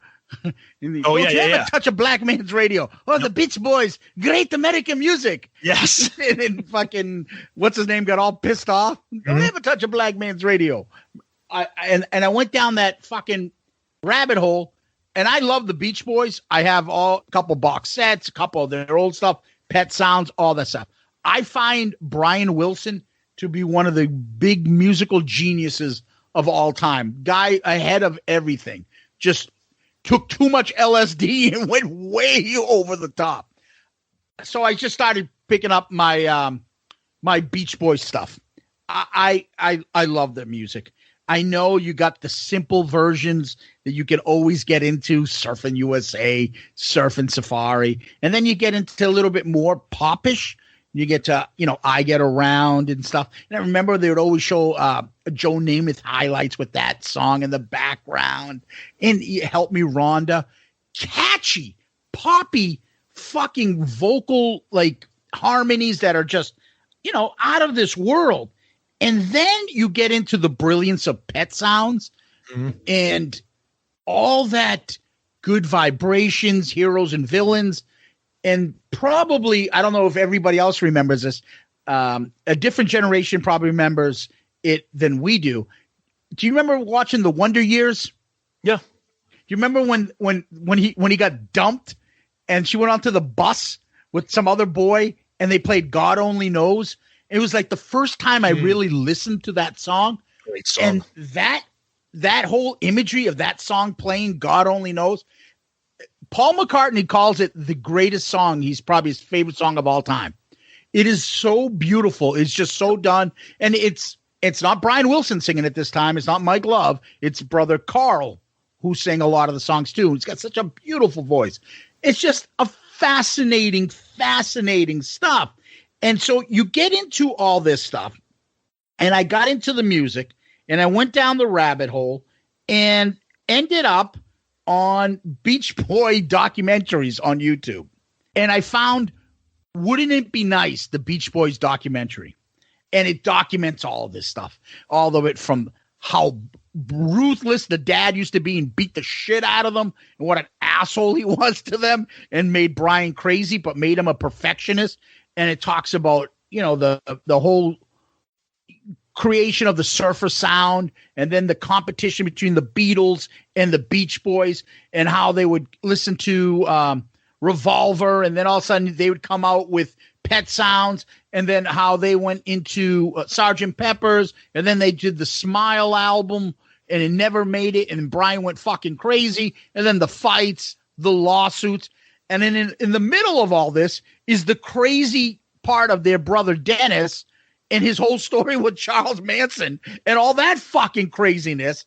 And you're like, holy shit, what an exciting life. How did they never make this into a real movie? Crazy stuff. Again, that's just one of the many documentaries you can find. Wouldn't It Be Nice? The documentary on the Beach Boys. Love their music. Love the Beach Boys, and they are totally fascinating for me, at least. Awesome. Very cool. Nice. Yeah. Sonny, you don't sound like a big Beach Boys fan, huh? I love the pop sensibilities. Oh, I like. Oh, you do? Yeah, I would probably say there's at least 10 to 12 songs from the Beach Boys that I love. Yeah, I just they feel California. You can't not love the Beach Boys and live here. Absolutely. The Beach Boys are great American music. That's right. And I'll tell you what, their friggin' Christmas album is spectacular. Oh, I love that. I love that. I have it too. It's on Yep. my rotation. I listen to it all the time. Yep. All right, boys.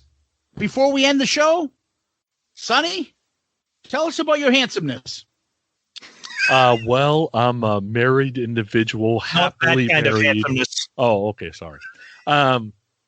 No, Growing Up Rock is coming up on episode 200. We should be there in a couple of months. Nice. So that'll be fun. Growing Up Rock, GrowingUpRock.com. That's probably the best way to connect with us. And then Podcast Rock City, another Kiss podcast, and going good there. You squinted when you were trying to remember your own fucking website. I mean, email. I had to because I had to remember it. Because some dumbass left a G out of it, and I gotta always now remember not to say the G. Wait a minute. Say that again. Some dumbass left a G out of it, so now I gotta always remember not to say the G. Oh, at the end, I'm like thinking, what do you mean out of growing? The G? I'm like, oh my god. Yeah, the last G. Rowing up rock. Rowing up rock sounds like wildness. Yeah, wildness. Rowing up rock. Yeah, exactly. That too. Oh man. Boy. Tom, what about us? If we're ever allowed back on the air again. Yeah, shout it out Loudcast. So we are an all Kiss podcast. New episodes drop every Saturday. We do these the album review crew episodes once a month, non-Kiss records, obviously albums like Tesla. So yeah, you check us out on all the social media, Twitter, Facebook, Instagram. Our email is shoutitoutloudcast@gmail.com. We're part of the Great Pantheon podcast family, and you can find our show anywhere you can find a podcast. So be sure to check us out. Again, we do these monthly, non-Kiss, and then the regular Kiss-related, Kiss-centric episodes are every Saturday. So check us out, and make sure you check out Sonny's shows as well. Yeah. So Growing Up Rock, Shout It Out Loudcast. No one remembers emails, fucking websites, or anything like that. But you know where to find us online. We're always available, and Sonny is always available on his millions of burner accounts. You can find them as, I don't know, what were some of them, Tom? Ranch Hand Joey. Yeah, because I'm like that. So basically, just go look for anything that agrees with me, and it's a burners account. So he has Horny Women Love Rock. Yeah. He has Donna Chang is Sexy, which I think is now Ranch Hand Joey. I love how you say that. One more time. Ranch Hand Joey. Wow. What's the other one? There's Save Rock and Metal. I think we figured out Doug Middleton might be a burner account now. No, there was a couple of the podchaser.com ones too. Oh, yeah. Jerry Blackwell, is that one? Yeah, I think we read an email from him. Yeah, I think Jerry Blackwell is now. Yeah, from you. Yeah. Oh, and Cereal Man. That's another one. Cereal Man, which is Poonie because he always talks about peanut butter crunch. Yeah, nobody else talks about cereal. That's why. Anyways, I had to leave it on a fun note. Guys, thank you so much. Let's go to famous last words. Sonny, what do you got? I'll take command, take control. Now I see you coming back for more. I see you like it, but you don't need it. Ooh, you want to feel it. Oh, God, I'm glad that wasn't the last words of this show.